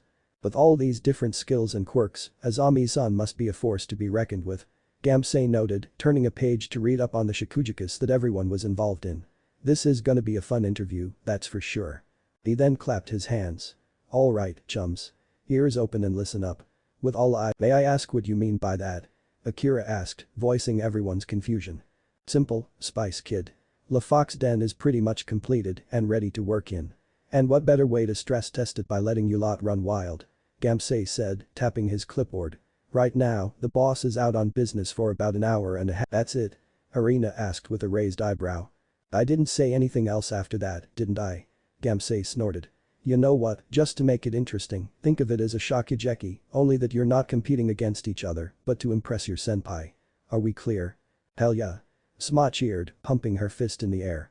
Well, she's definitely getting the job, Kuga mumbled sheepishly. Gamsei snapped his head towards him. You say something, fortune cookie. He barked menacingly. Nothing. Thought so. Gamsei snorted and looked outside, and here we are. Look alive, people. The remnants of the Tsuki resistance followed his gaze outside the bus windows. They stared in awe at the new restaurant that awaited them. What was once a 3-story warehouse was remodeled into a high-end looking restaurant with elaborate oriental designs. Near the doors were 2 nine-tailed fox statues, with one being bright orange and the other dark orange. Very interesting. It reminds me of my old friend. Tsuki mused, missing his dear friend and rival. AWA Megumi whined, shaking like a leaf. And with that, the bus came to a halt at the entrance. Your time begins now. Clock's ticking. Wait, what? Nakumi and the others rounded on the South chef, who just clicked on a stopwatch. You heard me. When we arrive, your interview begins. Gamsei said smoothly and gestured to the entrance. Now stop staring like a bunch of fucking goldfish and cook me your signature dishes. Chop chop. The former students of Tsuki looked at each other in shock, realizing what Gamsei meant. A second later, they quickly filed out of the bus and made a mad dash towards the opening doors. Gamsei stepped off the bus himself and smirked. He looked up at the third-floor window and gave a 2-fingered salute. On the other side of the window, Naruto gave a curt nod and returned the salute. He headed over to the entertainment center where Hinata and Hanabi are and sat down with them. He grabbed his bowl of ramen and relaxed as they watched the newcomers rush into the restaurant and into the kitchen. Now then, let us see what Msuki has taught them before it went to shit. Msuki Academy, headmaster's office, 6 months later.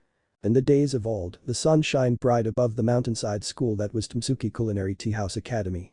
It represented a shining future for those that overcame the cutthroat style of the school curriculum and rose to become the best of the best. Nowadays, the skies above were nothing but doom and gloom. Rain fell here and there, with the occasional thunderstorm further adding to the grim atmosphere. The school had undergone some new unpleasant changes, which the spirit of the school seemed to disagree with. Sure, under the new curriculum, everyone would get an equal education, but at the cost of creation and innovation. Currently, there was a new problem presenting the ruling administration, which is now being addressed in a meeting between Azami and his enforcers, Central. 100 students voluntarily left in the last week, which adds to the other 400 that we lost. In comparison to the 1,000+ students we had at the beginning of this administration, we now have less than 500 students left in the academy. Kinokuni Nin, a member of Central, reported to the headmaster. The bleach-skinned, black-suited Nakiri Azami sighed as he looked over the reports. I've given them all the tools to succeed and they still choose to fail. Such a shame that the students here cannot grasp the simple concepts of gourmet. Give them time, boss. They'll come around. Another member of Central, Kusunoki entermashered the headmaster. On the bright side, it's getting easier to manage those underclassmen. Even so, the number of individuals a place has also represents its strength, Smay Sate murmured, the fact we lost so many is a sign of weakness. Soon, sharks will come for blood. After all, Msuki always had enemies in the shadows, looking for ways to cause us to fall. Regardless, with my influence, your strengths and my son's skills, no one will dare oppose us. Azami said in a dismissive tone. I now run the culinary world and its operations. There will never be a rebel group like those upstarts from before. There have been a few dregs and embers of resistance within the school, but they've been put down. Aizen Itsai reported, adjusting his glasses. As Renterm said, it'll be easier to manage the school population. At what cost? We've been steadily losing students, and that's not our only problem, Nin continued in annoyance. They haven't been receiving many applications. At this rate, we won't have enough students to populate 3 out of our 7 Shakugeki arenas. We need a solution before this becomes a major problem we can no longer afford to ignore. Simple.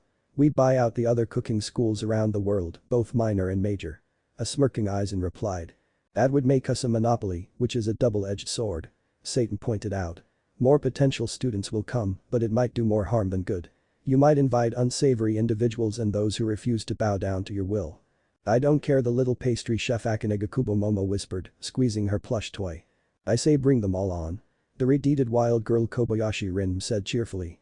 We'll find the ones that tick. That's not a bad idea. I'll consider it, Aizen-kun. Azami said and walked to the window.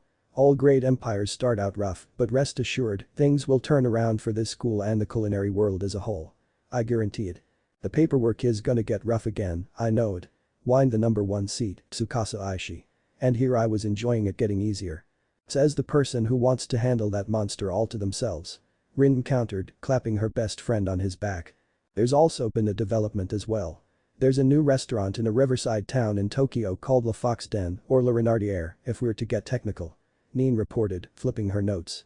It's popular with everyone from the poor to the rich, and the reservations are currently backed by 3 months, thanks to word of mouth. I see. How interesting. Azami murmured, still staring at the window at the school grounds below. Do they follow true gourmet as I envisioned? Nin shook her head. No. The restaurant is being praised for its innovative dishes in Japanese cuisine. And it's not just Japanese cuisine, but they also offer cuisine from different countries as well. From what I'm hearing, they're not following your doctrine at all. Furthermore. Aizen frowned as his fellow Central member paused. What is it? Not only is the owner rumored to be a Tsuki graduate, but those of the resistance are now working there as well. Nin said, with all eyes now turned to her. Are you serious? Do they have a death wish? Renter asked incredulously. Even now, they're still defying us. They all have bowls, I'll give them that. Rin laughed and gave a fierce grin. Let's go visit, eh? I'd love to visit the others and meet the owner. Indeed. Azami agreed, turning around with a serious expression on his face. I want to meet this owner who dares defy my authority. We'll make our way to the Fox Den in a few days' time. Dismissed. Yes sir. The Fox Den, a few days later. Hey. This place isn't so bad. Rin skipped around, squealing as she admired the sights. It's so eye-catching. I can't wait to see the inside. Seems that they're full to capacity, Smay noted, seeing patrons seated outside with servers helping them. Impressive that there's no line right now. What the hell is that? They do delivery. Ha. Renterm laughed, pointing at the delivery stands with bicycles and cars. That ain't luxury. This is a restaurant masquerading as a fast food joint. I don't know. The food looks too good to be a cheap carbon copy. Tsukasa said, admiring the various dishes being served. Heh, this owner's thought of everything. Maybe we can do business. Aizen said, menacingly adjusting his glasses. For their benefit, that is. We shall see once we inspect the premises. Azami said, smirking. The group walked past the nine-tailed fox statues and entered the interior of the restaurant. They were greeted by a huge dining room with 2 floors. Servers were scurrying about, taking orders and delivering patrons' orders. Near the back was the kitchen. The patrons were treated to seeing the chefs cooking their food, with the sous chefs checking the food that comes out and the line chefs leading the charge in keeping the chefs focused. It can't be. Momo suddenly piped up as a dessert dish passed her. How can they make such cute creations? It's not fair. Impressive, but Azami scowled at the dishes floating around. They can do so much better. The fact that there's not embracing true gourmet is a taint upon this beautiful palace. They will ruin themselves in the future. It's them. Neen suddenly said, nodding towards the kitchen area. Aizen smirked. Well, I spy a bunch of rebel scum. Azami followed his gaze and raised an eyebrow. Well, it seems that the rumors were true, Neen-kun. The Fox Den, 6 months ago. 5, 4, 3, 2, 1, and stop. Gamsei snapped his fingers. Done. Everyone step away now. The remnants of the resistance jumped back at the authoritative crack of Gamsei's voice. Line up over there. Go. He commanded. Let's not wait for the bloody paint to dry. When the group lined up in the designated area, Hinata and Hanabi quickly descended the staircase. They took the dishes the prospects cooked and set them on a round table. Hanabi suddenly spun the table, baffling the resistance. Right. Now, Gamsei took a look at the dishes and nodded in approval. They all look good. I was impressed by some of your unique skills and styles of cooking. But, are they all flash and show? We shall see. Indeed. So you're the ones old man Senzaman recommended to me, eh? Everyone's attention was turned to the man of the hour, Uzumaki Naruto. Dressed in a black chef's coat top, black stacks, and an apron around his waist, he slid down the banister and hopped off with a surprising amount of grace, landing with both feet on the ground like a cat. Eh? Ikumi yelped, looking shocked. Naruto-senpai. Fuga's jaw fell into a gape as well. No way. Naruchi-senpai. Yep, it's me Kuga, Nakumi-chan. He said with a bow. Glad to see most of you remember me. Isn't that right, Tsuke-san, my old friend? Heh. Tsuke sighed before he let out a smirk. I should have known with those 9-tailed fox statues out in the front. To think you would be responsible for all of this. You truly are unpredictable, Naruto-san. Uzumaki Naruto, Tsuke's #1 troublemaker. Hisako whispered, looking shocked before looking at Arina, who was shivering. Arina-sama. Oh no, she muttered, shaking like a leaf. Grandpa, why? At the most, the Kakiri-deeded Sma was all she could stand, but Naruto. In her world, he was a literal nightmare incarnate for his antics. From his pranking streaks to defying the authority of his upperclassmen and his so-called betters, Naruto was an absolute terror for someone as dignified as her. Akin to Sma's cooking, his signature ramen dish blew her away, but she refused to acknowledge it, no matter how much she wanted to. While not a student yet, she orchestrated events behind the scenes to try and throw Naruto out of Tsuke, but somehow failed every time. And when he finally caught onto her, well, let's just say she had many bad days, with the worst one involving a goat and a petting zoo, which, to this day, she still refuses to talk about. The day when Naruto graduated was the day that she was finally able to breathe a sigh of relief and even cried the moment he walked out of the cooking school. But now he was back in her life, with him now being her future boss. And while she was a changed person, she never forgot his pranks and, if she had to be honest, Naruto still fucking scared her. Oh my. Don't tell me you tried to dominate Naruto-san. Naughty Erina Alice grinned as she poked Erika's cheek. So what did he do to you? I want details. Over my dead body. Arina snapped at her cousin. Alice pouted. Boo. You're no fun. You were in the Polar Star dorms, weren't you? Shun spoke up. I saw your picture there. Yep. Had a room there and everything. Gamsei included during his time. Yup. That sounds like Fumio. Isiki agreed. But I believe you had something to do with it, right, Naruto-san? Naruto shrugged. That's our little secret, my friend. Now then, he clapped his hands. Let us get to the formalities, shall we Databeo? My name is Uzumaki Naruto, 90th Gen early Tsuke graduate and the owner of this fine establishment you stand in the Fox Den. This place is amazing. The crowd began to speak up. Yeah. How you managed to get such a place? Boy, Daigo, Shimjai. Pipe down, you donuts. Gamsei barked at them. We'll return with the pleasantries later. Right now, it's business. Thank you Gamsei. Anyways, since you guys are practically expelled from Tamsuki with no way to hone your craft outside your homes, old man Senzaman requested me to help you guys out and I was in the process of hiring employees, so it all works out. Naruto said and raised his hand to halt the incoming questions. Do note that you working for me counts as credit for your schooling. The old man, along with Jimichirum sensei and Jin-san, is still figuring out a way to hold a graduation ceremony for those who pass and whatnot. Wait a minute, my dad taught you? Sma asked, looking quite surprised. For a time. While you were still in high school, I helped out at your family diner. You should all know why, seeing as how you all did something similar in different restaurants to gain the work experience. Gamsei here was the one who watched my progress. He's my sous chef and will be my line chef here, which means that you'll all be reporting directly to him. That is Naruto spun the table with the signature dishes on it. Assuming you're hired. Gamsei nodded in agreement. You all have done well in making it as far as you did in your rebellion against Azami and his central goons. Even after getting taken down by Azami-san, you fought to the bitter end. But when one door closes, another one opens. But are you worthy enough to step through the new door? I think that I speak for all of us when I say that we wouldn't be here if we weren't worthy. Hayama said boldly, with the others nodding in agreement. What he said? Rim exclaimed, throwing his bandana on. Now go on and taste our dishes so that you'll find out firsthand that you have the cream of the crop that'll make your restaurant a success. I'll do my best. But what about the Azami administration? Megumi questioned nervously. Gamsei scoffed. Le Fox Den will never recognize his authority. Your teacher, Shinamiya Kajiram Senpai, said the same for his Shino's restaurant. The same goes for our family restaurant. Takumi spoke up, with Asami nodding in agreement. Azami won't be spreading his influence that easily. Also, we can hold down the fort. Well, let's dig in. Naruto said, as the table finished spinning. The Fox Den, present day. Excuse me. Do you all have a reservation? Azami and the members of the Central turned and gazed in amazement as a red-headed woman walked towards them. She was wearing a stunning, sexy Chinese dress with a kitsune design sewn onto it, making it seem like the fox's tail was coiling around her body. There was a slit on the lower part of her dress, which teasingly revealed a lot of her smooth, flawless legs.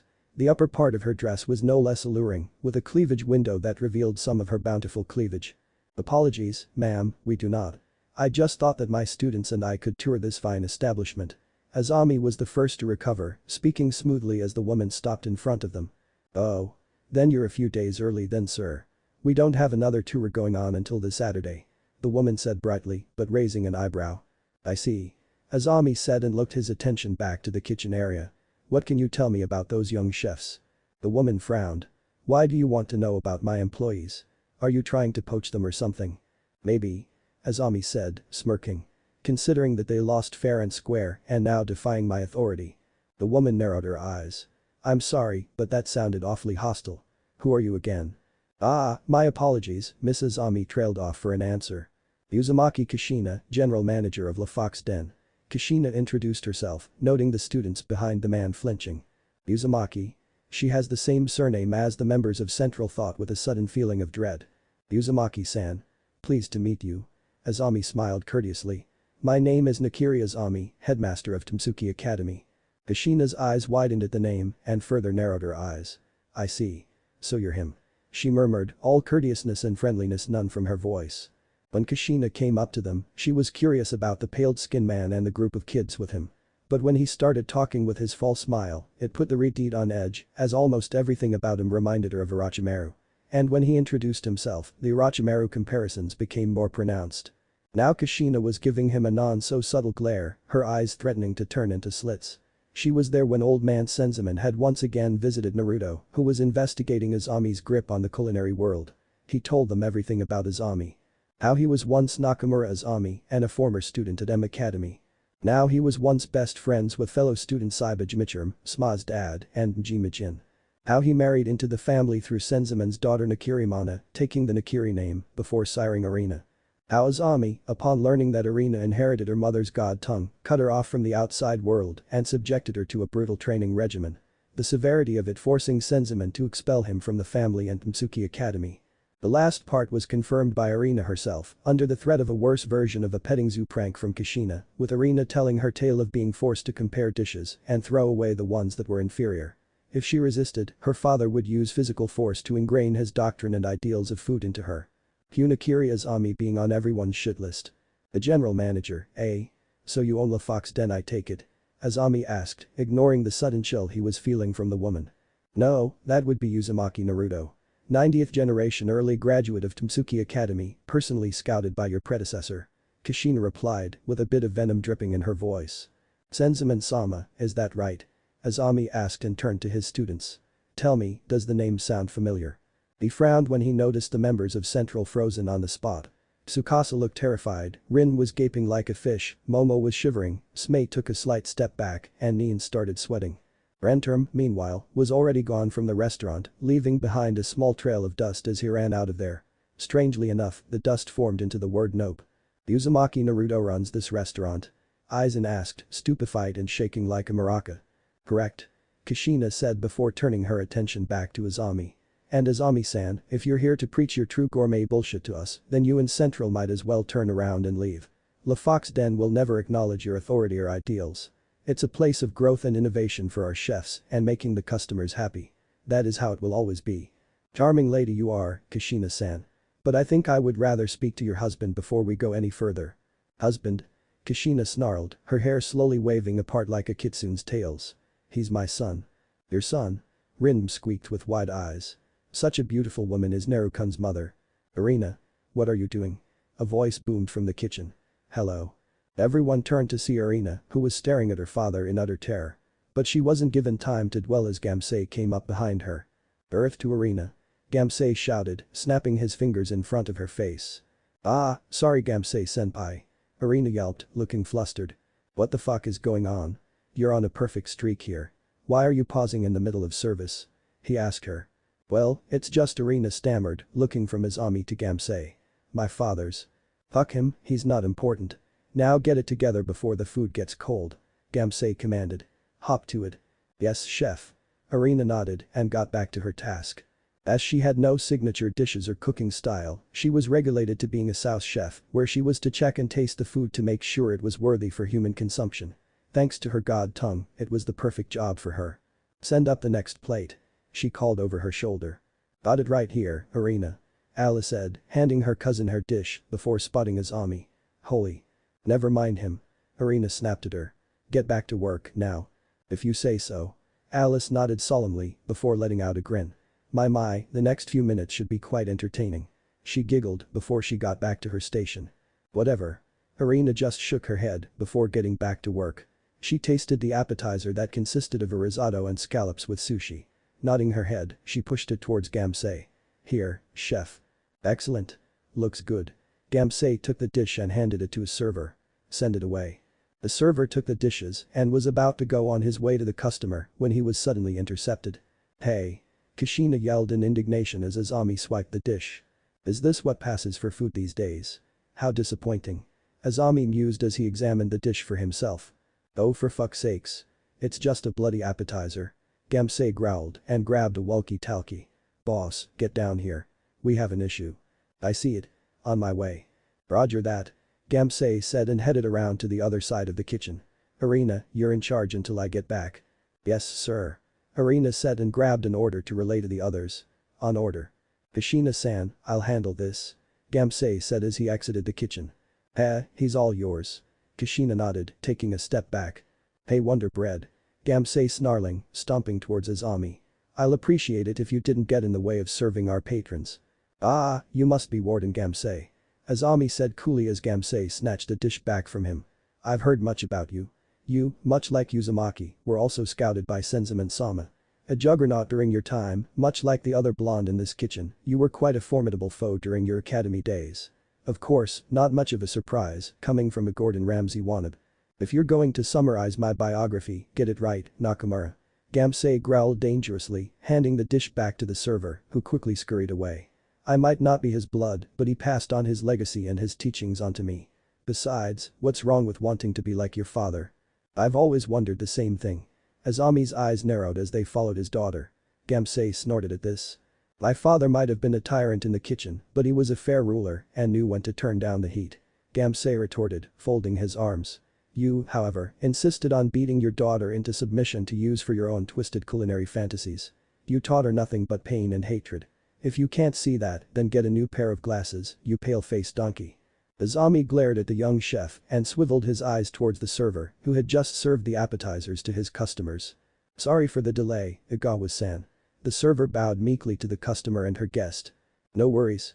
The young lady waved off. For an appetizer, this does look good. Right, Kaisuke. It sure does, Asagi-chan. Kaisuke, Asagi's boyfriend and fiancé, chuckled nervously. Oh boy, I kinda feel bad for you treating me, since it should be the other way around. I mean, this all kind of looks expensive. Ah, what am I saying? Let's just dig in. The couple chuckled at each other's dynamics before they helped themselves to the appetizer. While the customers were enjoying their meals, the members of the Central were paralyzed from the tension in the kitchen, rooted to the spot from the exchange. Maybe they were seeing things, but they could have sworn that there was a large tiger growling behind Gamsei, with a venomous snake hissing behind Azami. It would seem that we are out of our league. Smei noted, sweating from the tension in the air. You always were the smart one, Satan. A new voice chimed in from above. Next to Isiki, of course. Oh no, Tsukasa whined, recognizing the voice and hiding behind Rin. Momo increased the grip on her plush. Naruto-san. Uzumaki Naruto walked down the stairs, eyeing the crowd. He was wearing his black chef's outfit with his restaurant's logo emblazoned on his back. So many familiar faces from Central, with only one he didn't recognize. He narrowed his eyes at the paled-skinned black-suited man who reminded him too much of Orochimaru. So, that's Nakiri no Nakamura Azami. Naruto thought, staring a hole at him. Never judge people by their appearance, but this guy literally looks the part of a villain. And the negative emotions are radiating off him like a furnace. Fucking hell. Uzumaki Naruto eyes and uttered with fear. It really is you. Behave yourself, Aizen team. Naruto growled at him. One false move and I'll throw you out myself, so keep your mouth shut unless spoken to. Sorry that you had to come down to deal with this, Sachi. Kushina said sorrowfully. It's fine, Mom. I would had to deal with them anyway. Naruto shrugged. I honestly expected him sooner. Hey, Naru-kun. Rin called to him cheerfully. Long time, no see. How have you been? Hello Kobayashi. Naruto responded curtly, strolling past her. Hey? You're kidding, right? Rin looked baffled at the response. But it's me. You're Rin-chan. Or Nico-chan, you know, your best friend.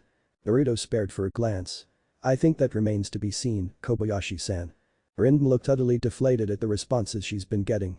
She and Naruto were close during their time at Mitsuki, and she would always find some kind of excitement from his various antics.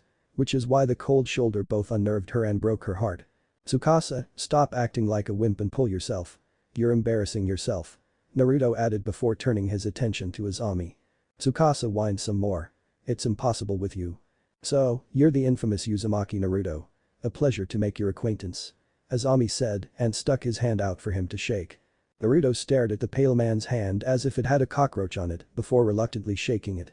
Well, pretty much everyone at the Mitsuki Academy knew the terrible truth about Azami, the rest of the world didn't, so anything he said or didn't do in any way, shape or form would, unfortunately, reflect badly on Naruto's part.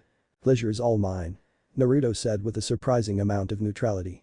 Naruto's face twitched in mild surprise as he felt Azami's iron grip. For someone who looked quite frail, he had a surprisingly strong grip. You'll have to excuse any hostilities my employees might have shown against you. We've heard all the stories about you. The good, the bad and the ugly. Azami's eyes narrowed even further as an empty smile stretched across his face. I see that Senzaman-sama has told you about me. Please do not be so hasty as to believe in slander. Quite understandable. Naruto nodded stiffly, letting go of the fiend's hand.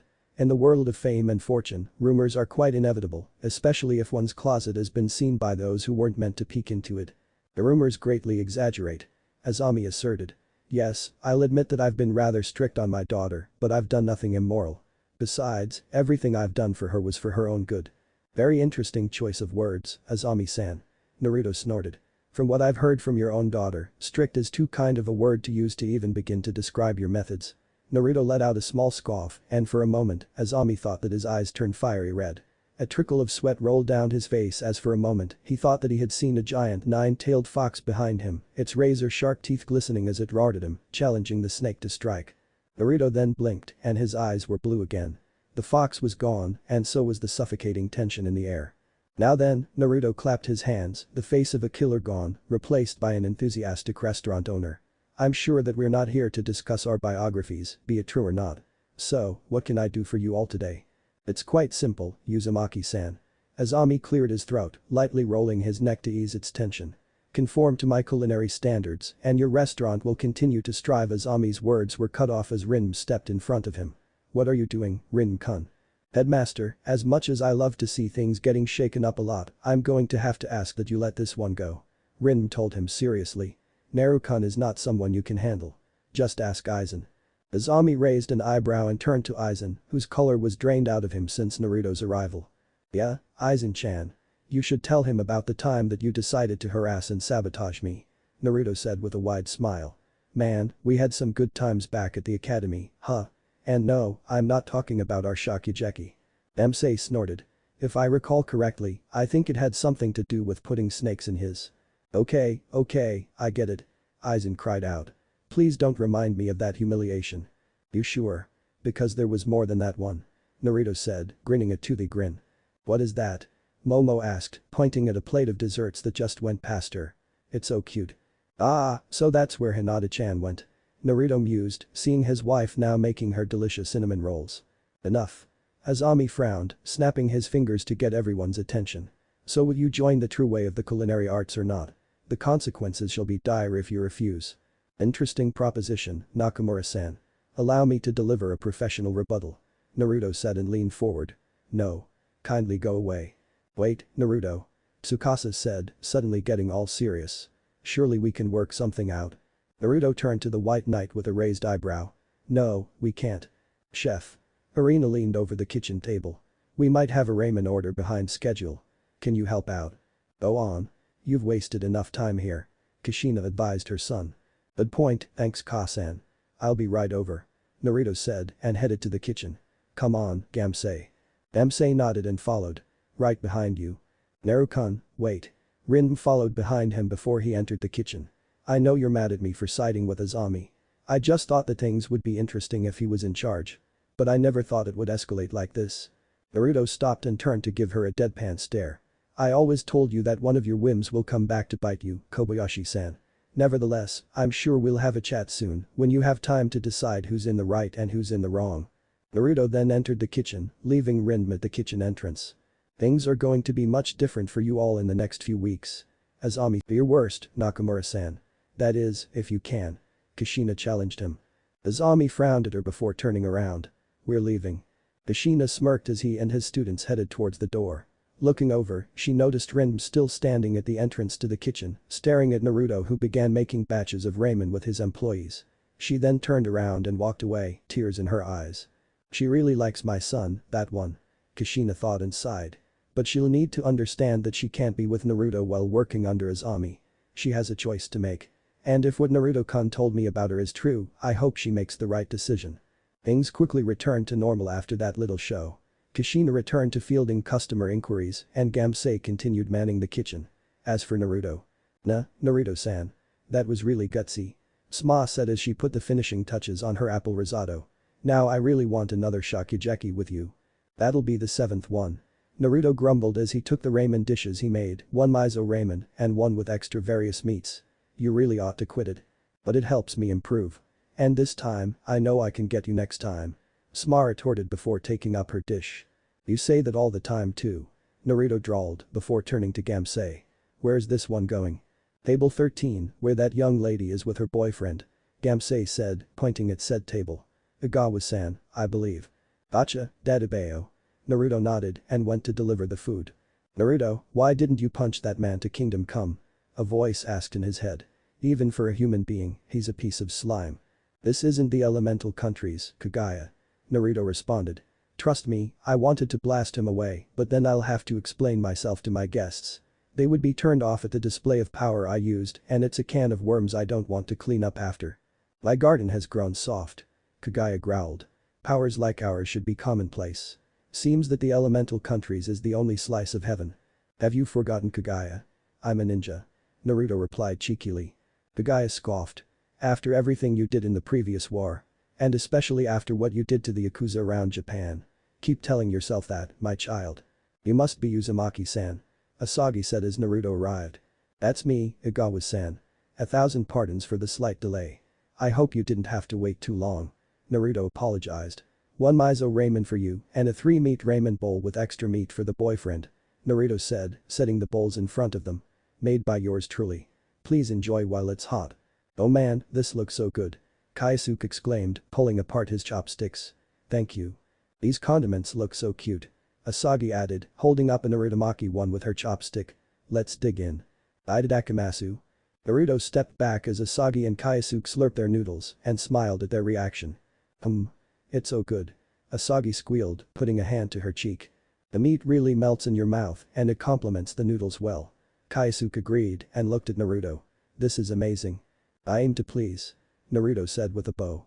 Let me or the other servers know if you need anything else. We will. Thanks, Uzumaki-san. Kaisuke said as Naruto walked away. There's something about that guy, Asagi murmured before shaking her head. Nah, I must be imagining it. Gonna go make some calls. Naruto said as he passed his mother. Alright. I'll continue holding down the fort here. Kushina said before grasping Naruto's arm. Naruto, did you manage to Naruto shook his head. Sorry, Ka-chan. I tried again, but the Shinigami wouldn't let me revive 2-chan, even if I offered him some more tainted souls. He'll make exceptions with you or anyone else I might bring back, but he won't let me bring back 2-chan, since he did offer his soul to him to seal Kurama and me. He even told me in person to stop trying to bring him back, otherwise he'll take you and any others in the future back. I see, Kushina mumbled, looking downtrodden. At this rate, Minato-kun will pass on to the next life. Naruto nodded grimly. I think 2-chan knew this because he told me to take care of you in his place after the war. But the Shinigami did let me revive in Uzumaki and her friend. They worked for Orochimaru, so I have them detained for now. I just need to contact Karen to help me with them. Gotcha. Kushina confirmed with Naruto heading upstairs and sighed. Excuse me, ma'am. Table for Vajra. Kushina jumped and turned to see a beautiful woman with long black hair, yellow eyes and a business suit around her busty frame. With her was a girl with light green hair and in a maid outfit and a redeed in a schoolgirl outfit. Ah, sorry. Let's see, Kushina peered down the list. Vajra Anaras Vajra, I presume. That is me, Anaras confirmed with a nod. Table for 3 on the 2nd floor at 5 p.m. You're right on time. Kushina said with a nod. Right this way. Mtsuki Academy, a few weeks later. Rin leaned against the wall, looking out the window. She and the rest of Central were in the headmaster's office with the original intent of the meeting about the current state of Tsuki. But when she and the others arrived, they saw Azami in a foul mood, resting his chin on the back of his hands. I don't understand. How is he doing this? He growled to himself as he slammed the phone down.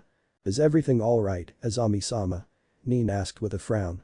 For the past few weeks, I've been trying to get La Fox Den to heal. I called their suppliers and they actually refused to cut business with them.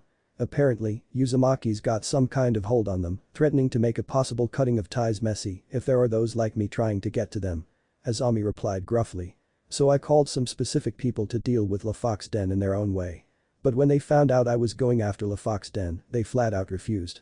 Yes, Azami was looking to sabotage La Fox Den and was calling everyone from food suppliers and Aizen's contacts to do the deed. But when Azami revealed that he wanted to disrupt Naruto and La Fox Den, however. Oh hell no.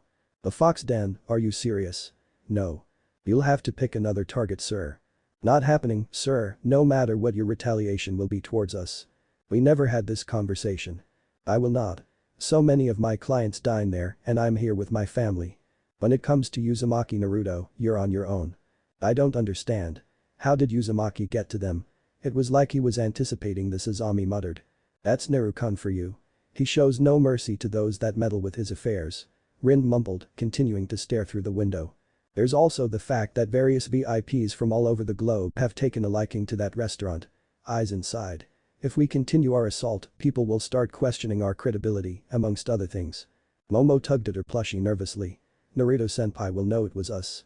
Azami slammed his fist on the table. Irrelevant. I need suggestions on how we're going to deal with Uzumaki. You all know him, so surely he has some kind of weakness. None. Tsukasa said with surprising firmness. None that we know of. And I think it should stay that way.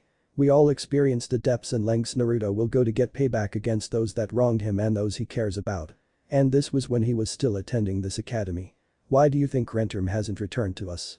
Imagine the resources and skills he has now. Nin nodded. And that was him being nice to us. Imagine when he's actually pissed at us and has a reason to utterly destroy us in one way or another. If I need to be honest here, he's the last person I want to tick off due to his unpredictable nature, since in the Shikujukas, he's basically Yukihira, but on steroids. And let's not even talk about his vicious pranks. Well, I will not give up on this until he is brought to heel. No one is above my authority in Japan's culinary scene. Azami said and growled. It would seem that I will have to employ my son's services again.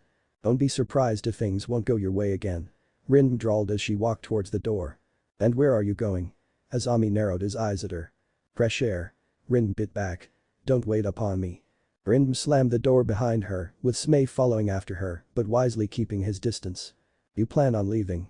He said once they were outside. Was it that obvious? Rin snorted, increasing her pace. It's no fun here anymore. And I'm not going to stay on a sinking ship that's bound and determined to destroy itself. Rin had voted to kick out Senzaman on a whim, just to shake things up. That and her friend Tsukasa suggested the vote, which she found odd. But over time, the consequences of the vote slowly manifested itself, transforming the school into a shadow of its former glory. It was no longer lively, and the Shikujukas were rare. The younger generation looked at the older students in fear, especially the Elite 10 in Central. Iridid used to get a kick out of sampling everyone's dishes and potential, but now it was all bland. Nothing interesting was pouring out of the school, and everyone was afraid to show their true potential in order to conform to Azami's ideals of true gourmet. You may have everyone fooled, but I know you've been visiting La Fox Den since that day. Smei said as they slowed their pace. He still won't look at me. Rin mumbled. Or give me the time of day. During the crucial vote, a small voice in the back of her head told her not to do it, but she ignored it, figuring that whatever chaos had ensued, she would enjoy. And now she and the rest of the school, or whatever was left of it by now, was paying the penalty. No more interesting dishes from the younger students. The academy was all doom and gloom that didn't match her vibe. Everything and everyone was boring. And worse, the boy she has feelings for, Naruto, has turned his back on her for her actions. Then don't stay here. Go to him. Smei advised her. Naruto is not that cruel to toss you aside, even though he's married. All I can say is follow your heart. Rin sniffed and snorted. Is this one of Buddha's teachings? Smei laughed. No. Just encouragement from a friend. I'm sure Tsukasa would want you to do the same. Rin looked back and smiled. Thanks, Satan. With that, Rin ran to her dorm, just as Tsukasa walked up to Smei. At least one of us is able to escape. Tsukasa noted. Yeah. Shame we have to stay behind to hold down the fort. Smei smiled sadly. I take it Azami-sama's still going after Naruto. Yeah. I'm telling you, this won't be pretty. Tsukasa groaned, just as he felt some raindrops on his head. I really bet on the wrong horse here, letting Azami get in my head when I was abroad. And now Tsuki's getting torn apart in the crossfire. Then let us save and protect those that we can. Smei said with finality. Tsukasa can only nod with a grim look on his face. Sighing, he looked up at the pouring sky, a testament to the school's situation. I guess I can see why some people hate the rain. Meanwhile, in another universe, somewhere in Seoul, South Korea. Achoo. Naruko sneezed and shivered. I'm soaked. Fucking hell. Locking her apartment door, she zoomed over to her computer setup and put her headset on. Naruto, you there? It's raining cats and dogs out here. What is it? He responded over the sound of the rain. Got some possible successful sports bets for you that I'm sending over now.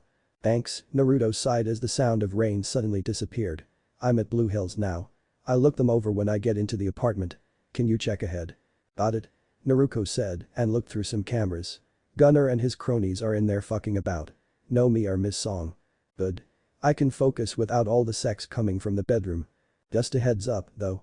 Ka-chan and Tu-chan want us back in Japan for some mission. Something about Alaska and the science experiments that need investigating, so you'll need to break off from Gunner somehow. Alright. I might flub the rest of the bets and hope for the best. Don't worry, I always have my eye on you. After all, we have a kingdom to burn. Yeah, for our Ni-chan. The Fox Den, a few days later. The day was another successful day. Customers new and old came in hungry and left with their bellies full, satisfied from their meals. The day was turning into night, which meant that the restaurant was beginning to close up. The sign on the door flipped from open to close. The staff was either cleaning up the mess or was practicing their skills, sharpening their blade or trying to invent something new. They gently reminded the lingering customers that they will have to leave soon, much to both parties' reluctance. That was what was going on in the first and second floor. The third floor, however. Why? A new woman stood in the middle of Naruto's bedroom. Despite her beautiful white hair and perfect pale skin, the woman had a nasty scowl on her face as she growled menacingly. "Why what?" Naruto asked her innocently, tilting his head. "Why am I wearing this?" Otsutsuki Kagaya shrieked through sharp teeth, pointing at herself. While experimenting with seals as his hobby, Naruto managed a way to unseal Kagaya while she was still tied to him via Uzumaki-style master-servant contract. With Naruto as the master and Kagaya as his servant. No, not that kind of servant. As for Kagaya's complaints, Naruto had her dressed as a playboy bunny. A black corset with fishnet stockings, complete with the bunny ears and tail. This outfit showed off her shapely body that her robes selfishly hid. "I'm going to have you be one of the late-night servers," Naruto said with a smile. "Over my dead Kaya." Kagaya yelped as Hanabi groped her from behind. "What are you doing, my descendant? Cease thy antics at once." "Come on auntie. You need to loosen up." Hanabi giggled, giving her ancestors' boobs a squeeze. "God, you're huge. You shouldn't hide a figure like this. Live a little." "Eek." Why Kagaya growled, failing to fight off Hanabi. "Kaya." She yelped when she grabbed her rear. "Not there." "I think I made a terrible mistake." Naruto sighed at Hanabi's antics and chuckled. "Meh, maybe not." "Naruto. She's back." Hinata cut in, pointing at the screens for the security cameras. "And she's got a suitcase." Naruto went up to the screens and saw Rindm at the front door. As Hinata said, she had a suitcase and was staring up to where Naruto's office was. "Why don't you let Gamsei handle her?" Hanabi asked while still groping Kagaya. "No. It seems that she's finally made a decision," Naruto replied with a smile. "I will deal with her myself. Don't tease Kagaya too much now." "Oh, she'll be just fine." Hinata assured him and gave him a kiss. "Go get her." Naruto nodded and made his way downstairs. "Seriously, how many women must that boy have before he's satisfied?" Kagaya moaned out.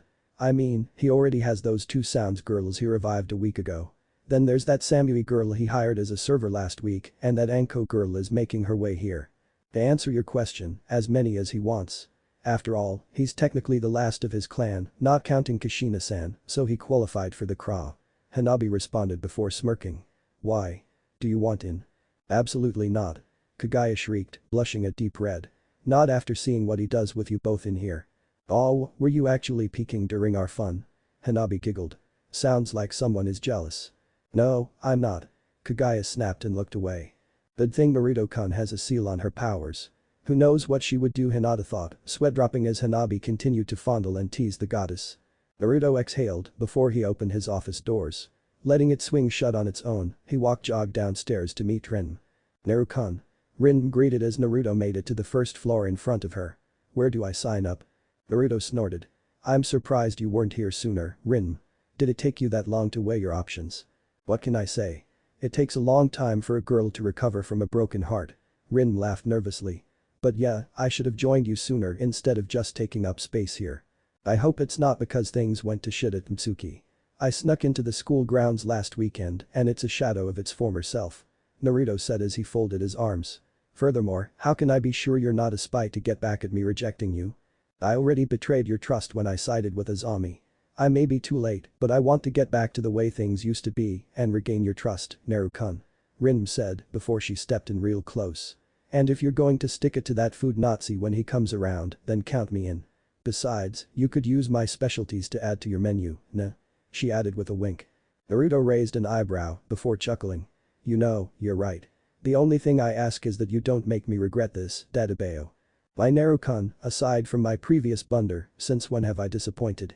she countered, licking her lips. Naruto stared at her for a moment before grabbing his walkie-talkie. "Gamsei, get the thing.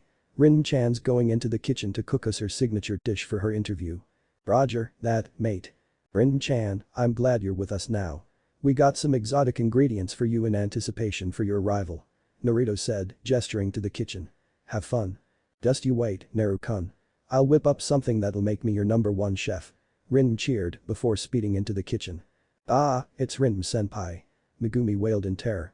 "Spying on us again?" Takumi accused, pointing at her. "Nope. I am 100% on your side, guys." Rindm said and squealed at what was waiting for her. "Oh, so many exotic critters. Nice to see some of that fire back, Rindm-chan." Naruto murmured before his cell rang and answered with his wireless headset. "Go ahead. Uzumaki-san. It seems that Azami is continuing his crusade against your restaurant and is continuing to try to cut off your supplies regardless of the consequences on his end. What will you do?" He's persistent, I'll give him that. I'm not worried, since I covered my tracks. Besides, the companies and suppliers would find a lot of eggs on their faces if I decided to go to their international competitors, should they listen to the ramblings of a tyrant. Naruto said, before making his way to the kitchen. Losing my restaurant would not be in their best interest, considering the fallout. What about the Yakuza? Word is that you made quite the impact on them. After what I did to every single one of their organizations. Naruto shrugged as he began making ramen batches. Once again. I'm not worried. There was an incident in which a member of the Yakuza went after his ex-girlfriend, who was a server at La Fox Den. He caused such a ruckus that Naruto got involved and promptly kicked the man and his coonies out. The man arrived the next day with an army to invade the restaurant, but he and his men's got their collective asses kicked by Naruto, Hinata, Hanabi, and even Gamsei, who knew a surprising amount of martial arts and was especially very deadly with his knife. When the Yakuza higher-ups refused to punish the man for his transgressions, Naruto took matters into his own hands. Targeting all the Yakuza organizations in Japan in a coordinated attack with shadow clones, Naruto invaded their strongholds and beat everyone within an inch of their lives until they surrendered. The only ones who were safe were those of his previous customers. That day, the Yakuza learned not to cause problems within La Fox Den no matter what, and that place along with its owner are to be treated with respect. Broken bones and bullets sliced in half tends to leave quite the impression. I'll take your word for it. Ironically enough, the other restaurants around Japan are feeling less of the pressure now that Azami has his eyes on you. I'll deal with him in due time, Jin-san. Naruto said, finishing up kneading the dough and slicing it into noodles. Something tells me it might be soon. I'll keep you posted. And Senzaman-sensei sends his greetings. Right back at him. Boy, Naruto. Look who's here. Gamsei suddenly said, jabbing his thumb towards the front doors that just flew open. It was Azami, and despite the shadow hiding the upper half of his face, it was obvious that he was not happy. Speak of the devil and he'll come crawling up your ass. Naruto sighed and set his batch to the side. Jin-san, I'll catch you later. So what's the plan, boss? Gamsei asked as Azami approached the kitchen. I'll all for throwing him out since he's not looking civilized. I'll handle that once I make him an offer. Naruto grinned before exiting the kitchen. Will senpai be alright? Nakumi wondered from her meat slicing station. I hope he doesn't do anything drastic. Gamsei scowled. Nakumi, I hope that's not A5 grade meat you're slicing there. Ah, of course not, chef. It's B4 meat needed for Takumi's dish. Nakumi squeaked, trying to avoid Gamsei glower. I'll take your word for it. Gamsei snorted, turning to another station and groaned. Sma, you reheated donut.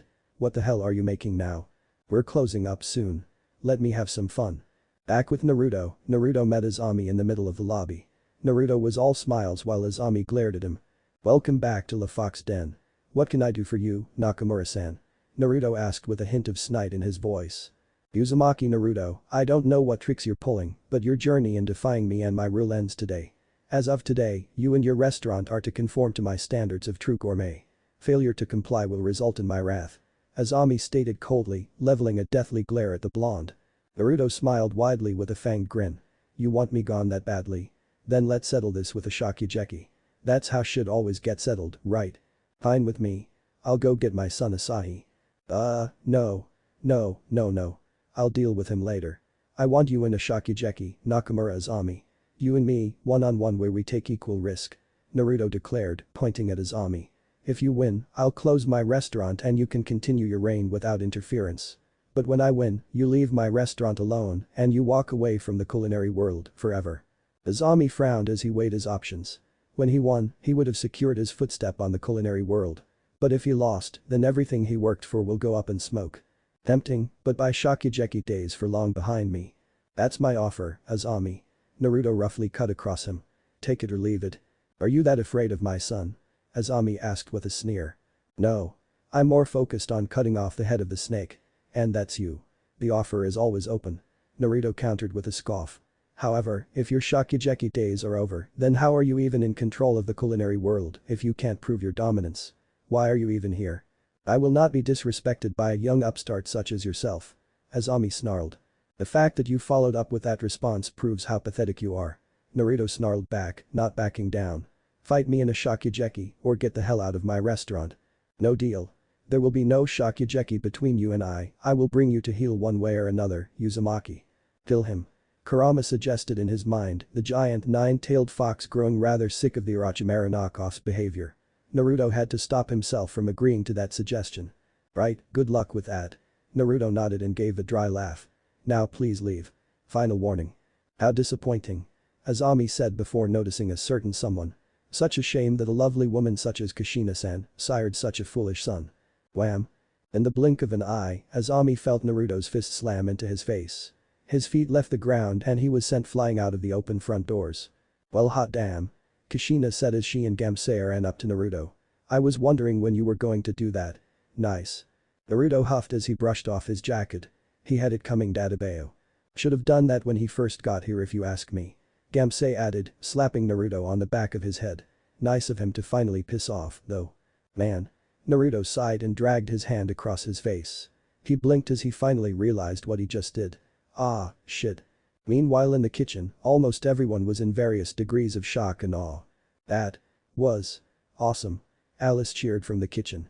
Oh no, we are in so much trouble, Arena whimpered, looking horrified. That's Naruto for you.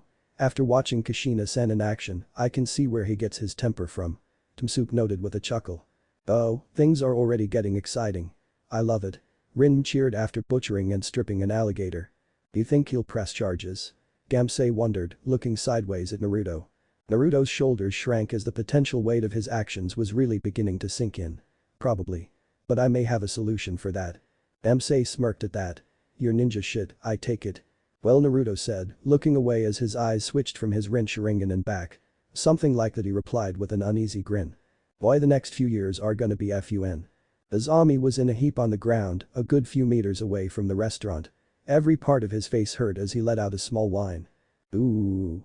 End of chapter 02. Chapter 03 Meeting Asagi, again. The Fox Den. 6 months had passed since Tamsuke's visit and despite the hostile confrontation, business continued to boom. Actually, if anything, the food critic's visit only brought more attention to the restaurant, attracting more critics and snooty customers to see if he was worth the attention. They all left, their bellies full and their appetite satisfied, with the majority of them leaving very positive reviews. With each positive review, the fame of the restaurant increased. Soon, every day became filled with rush hours, which had Naruto expanding the restaurant space and hiring new workers, most of them students and teachers coming straight from Tamsuke, which resulted in the school falling further from grace with each passing day. Funny enough, the restaurant was turning into what Tamsuke was supposed to be before Azami's takeover. With the surplus money earned, Naruto bought the additional abandoned land behind his restaurant and was currently working on a school building that would focus on the culinary arts. It was a spur-of-the-moment thing for Naruto, as it wasn't planned, but he got the approval of everyone when he asked if he should do it. Of course, Naruto didn't want to move too fast, as he got offers and suggestions to make a corporation out of his growing empire. He declined, since he was years away from considering anything like that and wanted to focus on his singular restaurant before expanding globally. Thank you, Ino, Naruto said to his newest server, who smiled and winked at him. He then turned his attention back to the occupant at his table. So, with that being said, what do you say? Would you like to run the school I'm having built?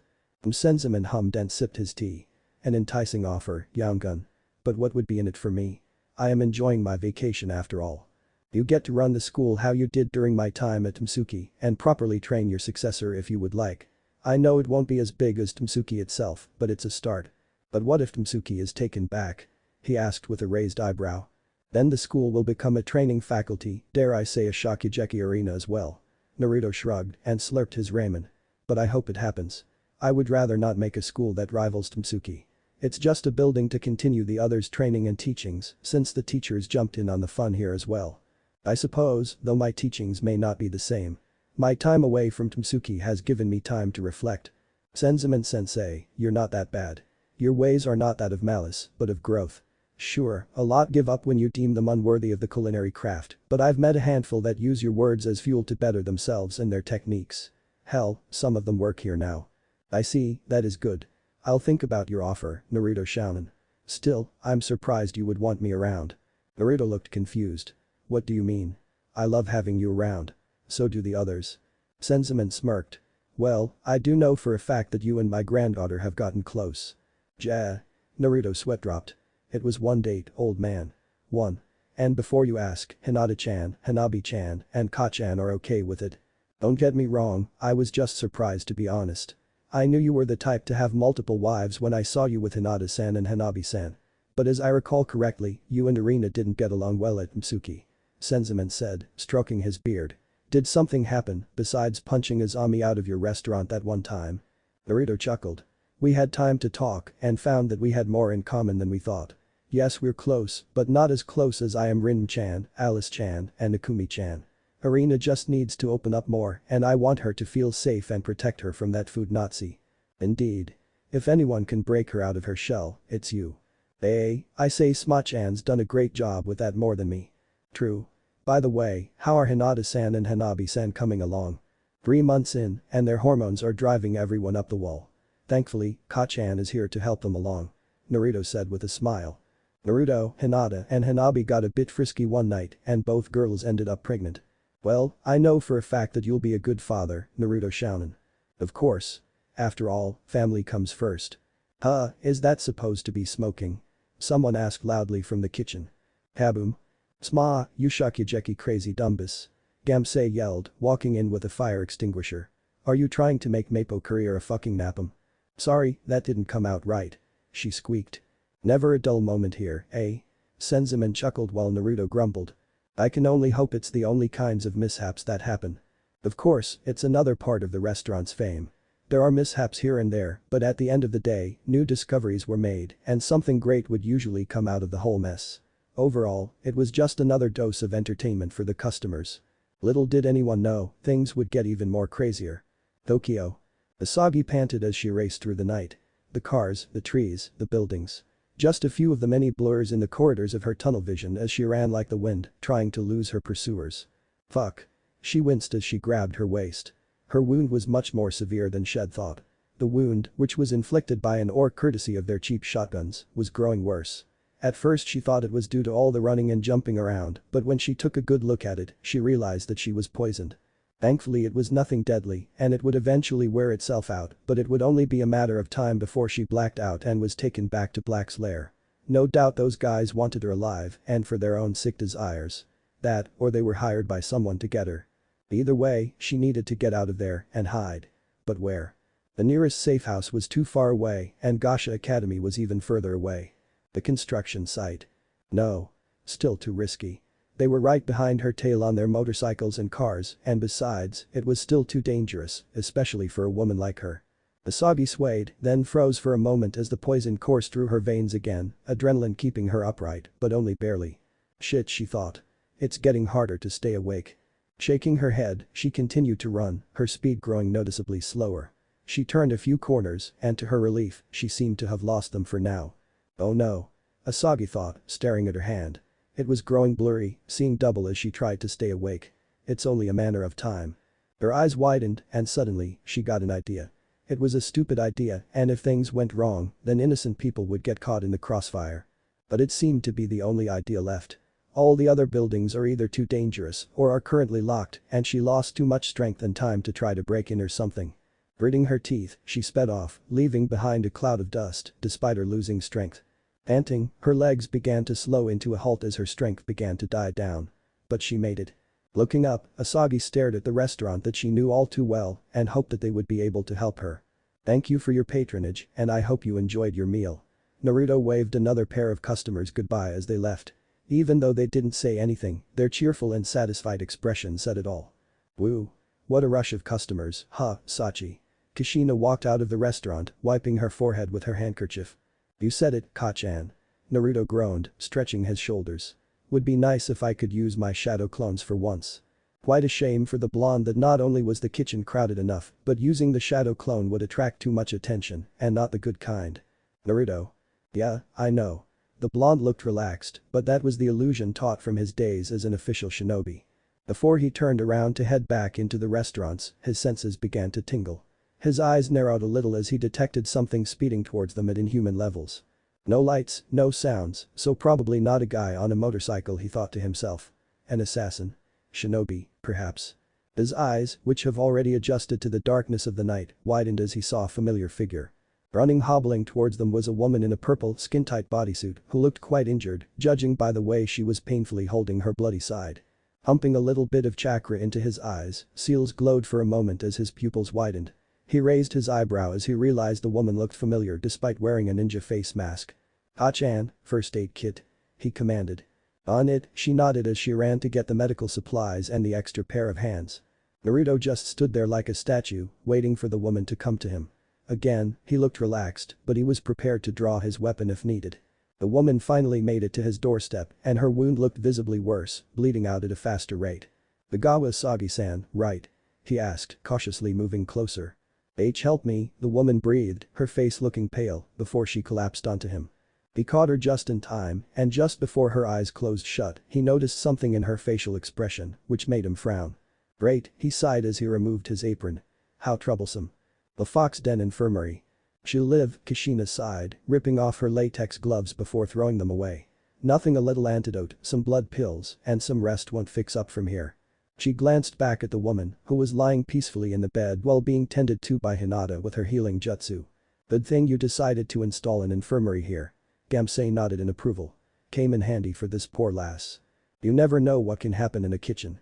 Naruto just shrugged. "Still, it's pretty obvious that she's a lot more than a random, averted statistic." "I agree," Kushina nodded. She was holding a purple katana, which the woman had on her.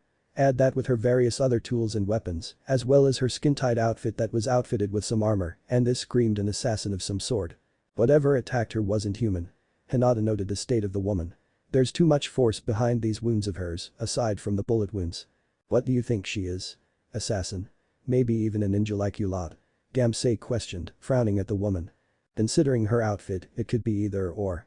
But if she's part of who I think she is, it would explain her injuries and the poison," Kushina said as she appraised the katana. What do you think she could be?" Naruto asked her. "I don't know much, but I've heard of various shinobi factions operating outside the elemental countries," Kushina said, sheathing the katana. "The most notable one involving killing creatures of the night is the Taimanin anti-demon ninjas. Their exploits are known to little in our homeland, so they're just considered a myth." "If she was pursued, why would she come here?" Gamsei wondered. "She was probably far away from one of her safe houses and she figured that we were her only chance of survival. Still, she's one of our regular customers and her sister Sakura works part-time here in our delivery department as well," Naruto said and went to the phone. "I'll call and." There was a huge boom that rattled the building and cracked the windows, making everyone jump. "Crap. Hinata-chan, stay with her. Ka-chan, Gamsei, with me," Naruto commanded, with Gamsei and Kushina following him out. They ran to the first floor, where they saw the front doors were blown open and the ones responsible were now inside. "Who are these ugly pieces of shit?" Gamsei spat out when he saw the men, or rather, the green-skinned orcs responsible for the damage. Naruto was no stranger to the orcs, learning of their existence when he'd moved to the city. Fascinated, his curiosity turned into disgust when he realized that many of them seemed to exist purely to destroy and violate women.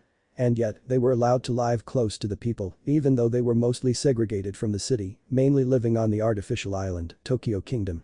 Those were specially made 8 million yen hand-carved mahogany doors. Naruto took a sharp inhale, before smiling. "So, how can we help you?" "Well, look what we have here, boys. 2 meat bags and a toilet." The leader boomed with his subordinates laughing. "Fucking hell, they can talk?" Gamsei asked in mock surprise. "And toilet? The fuck you mean by that?" Even as he asked that last question, he had a feeling in the pit of his stomach on what they were referring to, judging by their licking lips and the nasty leers they were giving to Kushina. "Well, at least they're honest," Kushina huffed, fingering her hair lazily. "We know you got the Taimanin bitch in the back or something," one of them said, scratching at his gun. "Tell you what. You give us that Taimanin and that retreat over there and maybe we won't kill you and burn down this place." One of them hooted at the idea of having their way with the red-headed woman. "Very honest." Gamsei snorted, wincing at the murderous intent Kushina was now radiating. "Allow me a rebuttal." Naruto glared, mentally hoping the other occupants stayed in the dorms and his fellow shinobi are protecting the others. "You pay for the doors you assholes just broke and we won't turn you into compost for my personal garden. Oh, and you better apologize to my mother about what you said to her." Despite his somewhat calm tone, it was taking a lot out of the chef to avoid exploding into anger and action. However, his years of training under Jiraiya and his time in the cooking academy taught him to stay calm and to avoid jumping into the fire without thinking. "Oh ho, she's a MILF. That's even better." One of them laughed. "You know what, boys, I changed my mind. How about we leave that blonde alive so that he can watch us break his mom in front of him? Maybe she can give him a cute little baby as a farewell gift before she comes live with us."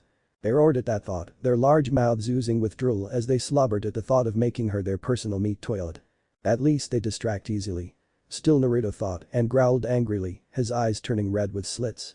Naruto noticed out of the corners of his eye a couple kunoichi who came to work with him, who was hiding out of sight and was ready to back them up should things go south. I know that this is a stupid question, given your career and your lifestyle, but are you lot the religious type? He summoned his sword ribbon into his hands, twirled it around, before wielding it in a reverse grip. If so, you assholes better start praying. Enough of this. Kill the meatbags, take the girls, and let their god sort them out. The leader charged forward at Naruto and swung down on him with his oversized cleaver. It suddenly stopped in midair by nearly invisible wires, with the blade just inches to an unflinching Naruto's face. Say, if you may. The orc stumbled back as his arm suddenly exploded into bloody chunks of gory bits. Brag. The leader roared, crying over his now blood stump. What was that? Me getting serious, mate. Gamsei growled as he walked towards, wearing gloves that had wires protruding from them. Name's Gamsei, by the way. Tamsuki, graduate and line chef of this establishment. I check the food and help the employees with their dishes. And I also deal with self-entitled pieces of shit like yourselves. SLNK. Another one of the orcs wailed in pain as he stumbled back before he fell over. Still got it. Kushina grinned, her hair bun now undone. Her hairpin, which held her hair together, was now lodged into one of the orc's eyes. Now, then. Sending a pulse of chakra into her arm, a sword popped into existence in a cloud of smoke, and just like that, the Uzumaki was armed with a deadly weapon of her own. A blood red and black katana she called, the Red Death. What was it you said about breaking me? A savage grin stretched across her beautiful face, her hair writhing about as if it came to life. With a yell, she disappeared into a red blur, decapitating two orcs at once, including the one with her hairpin in his eye. Shit. Another one of them roared, trying to get a good shot at her. Before he could pull the trigger, his gun suddenly fell into pieces, cut neatly into metal cubes in his hands. Before he could figure out what was going on, his head was sent flying, courtesy of Naruto beheading him with ribbon. He then dodged an incoming strike and countered with a stab into the attacking orc's neck, twisting the blade for good measure. Be lucky it's just us. We keep a cranky rabbit goddess around that would make more of a mess out of you than we're making right now. Naruto drawled, ending 3 orcs with kunai to their heads after they were bound by Gamsei. You underestimate me, descendant. Oh geez, Naruto groaned. Utsutsuki Kagaya leapt from the top of the second floor stairs, chakra chains protruding from her back with elongated nails. She joined the fray, slashing nearby orcs in their throats and using her chains to stab the rushing orcs in their heads. Soon, the numbers thinned out with only a few left, with Kushina finishing them off with her Red Death. The leader was still alive, but was bound by Gamsei's deadly wires after he deprived the orc of his limbs. So, about that apology, Naruto said, cleaning his blade with a spare rag. Fuck you. You think you won? Black Sama will avenge me and my brethren. His army will storm this shithole in my memory and burn it to the ground. You'll rue the day you decided to take in that Taimanin slut and interfere in Black Sama's business. The orc snarled. Never heard of this black guy, but I'm sure we'll meet soon if he has a problem with what happened tonight. Naruto growled. Too bad you won't be there to see it. Until then, Anko. Kushina's former student, Mitarashi Anko, landed next to them, along with Samui, formerly of Cloud. Anko was dressed in her usual fishnet outfit, which, combined with her trench coat, barely hid anything. Despite the situation he was in, the orc paused to admire their sexiness. Yeah, hot stuff. Naruto rolled his eyes before he continued. Squeeze everything you can out of this piece of filth. More importantly, find out who this Black Sama is and why he wants my guest. You'll have everything by tomorrow. She smirked, taking the mangled orc and disappearing with Samui in a flash to the interrogation room she'd begged Naruto to have installed in the basement area. Something tells me that we just dove headfirst into some shit, mate. Worse, the name Black sounds familiar, and not in a good way, Gamsei said as he withdrew his wires. Man, I picked a really crappy spot to open my restaurant, huh? Naruto groaned, summoning some shadow clones to clean up the mess. Let's hope that Agawa-san can give us some more details about this whole business. Pausing once more to look at the mess, he turned and returned to the infirmary. The Fox Den, infirmary. How's the patient? Naruto asked as he, Gamsei, Kushina, and Kagaya walked inside. She's awake, but a bit loopy because of the small dose sedative I used. She's responding well to my treatments. Hinata said as she continued her physical examination on Asagi. But I'm more worried about what happened to her. Kushina frowned at this. Elaborate. At first I thought it was just surgery or some full body damage that has been repaired, but then I realized that it was a type of body modification and not the good kind. From what I can tell with my Byakugan, I think poor Gawa-san has had her body modified for pure pleasure. Shit. Naruto muttered, looking at Asagi with concern. Will she recover? Fortunately, her body's barely showing any signs of it, but I'm afraid that the moment she feels any kind of pleasure, she might relapse just from the memory of whatever hell she went through. Fuck. Naruto swore. I mean, I trust that whoever fixed her did a good enough job, but you know. Naruto let out a sigh as he sat down, pinching the bridge of his nose. Ah, shit. I think I might know who that black fellow is that the orc was talking about. Gamsei groaned. Not personal, just word of mouth from the local yakuza. Now, I don't know how true this is, but if the rumors aren't dicking around, Edwin Black is a powerful vampire that pretty much rules the criminal underworld or something. Or maybe he just rules the demons, I dunno. The vampire? Are you fucking Naruto facepalmed? Just great. Gonna have to invest in some silver if it's true. If Edwin Black makes a reservation, then I'll shoot him to the top of the list. Hopefully, he's the civilized type. Kushina offered. It would be nice if we could stay out of each other's business for good. Naruto grunted, rubbing the back of his head. Oh, who am I kidding? We're probably going to get into another pissing contest, sooner or later. It was true that he was strong, probably the strongest being in the world, but the one rule that all shinobi must follow is to never underestimate your enemies. If Edwin Black was a bigger deal than Naruto suspected, then he needed to learn more about him and fast, and to see if he is going to be a problem for not just him, but for his loved ones here and even back at the elemental nations. That may be true. Kagaya suddenly spoke up, causing everyone to look at her. Because I met him around 700 years ago. What? They yelled. Yes, I did. Everything you said about the man sounds like him, including the vampire part. And yes, mythical creatures like vampires are real. One thing I should add is that he has a certain attraction to strong women and tried to bed me multiple times. I thought I killed him when my answer was the form of my all-killing ash bones, but it sounds like he survived, Kagaya grumbled. Should have confirmed your kill. Best not to be around if he shows up here. Kushina said, with a rain cloud forming over Kagaya's head. Anything else? Don't know because I didn't care. I was in a foul mood at the time, so I wanted him gone and flew away. Kagaya admitted, with rain pouring on her now. Very useful, you are Miss Goddess, Gamsei growled, having proved ages ago that he didn't fear her. Still, we'll need extra protection for our female staff, in case he might fancy them. You leave that to Mem, Kushina assured him. For now, it's business as usual. So what do we do about Asagi-san here? Hinata asked, noting that she was trying to get her wits about her. She's in no condition to move, let alone fend for herself. We'll have Sakura-san pick her up. And just as a precaution, we'll have one of our own watch them to their residence. Naruto nodded. Hopefully, this could help build a good relationship with these Taimanin, whoever they are, and show them we mean no harm. For now, we'll put her in the guest room in my personal quarters. Hinata nodded. It's best we move her up now. Alright. For now, continue closing up Gamsei, and not a word to the others until tomorrow. Naruto instructed his house chef. Don't want to cause a panic that'll keep anyone up. Roger that. Gamsei said before taking his leave. I'll update the seals we have around the premise. Kushina added, teleporting out. I guess I'll calm down the little brats or something. Maybe brief the other little shinobi girls too. Don't want to be a useless goddess or something. Kagaya used her portal to leave. Naruto was left alone in the infirmary, save for Asagi and Hinata, the latter of whom was massaging his shoulders as he went back to rubbing his eyes. Thanks, Hinata-chan. Ugh. What did you get me into, Igawa-san? While he did not regret saving her, he certainly wasn't looking forward to facing the consequences of doing so. Shelving his complaint in the back of his mind, he picked up Asagi bridal style and left the infirmary with Hinata. The next day. Something was off. Well, it wasn't off in a wrong way, given how Asagi was sleeping in a warm, clean room in a comfortable bed and certainly not strapped to some bizarre biological sex machine. Just the thought of being back in that moment gave Asagi the shivers and she had to fight down the urge to scream and panic. After taking some deep meditative breaths, she finally got a good look around her. Much to her relief and surprise, when she rubbed her eyes and pinched herself, she didn't find herself in a sex dungeon or a bitch-breaking chamber, as some of the lowlives like to call it. No, she was in what she guessed was a guest bedroom, which looked rather luxurious, almost like a hotel room. Suddenly, she began to remember. The usual patrol. The ambush led by Oboro. Her injuring Oboro and forcing her to retreat. Sakura trying to pursue Oboro.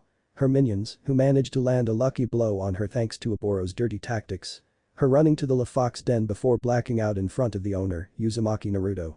Her being healed by his wife, Uzumaki Hinata, who healed her wounds with a strange technique, and hearing her muffled voice as she talked about Naruto and his staff.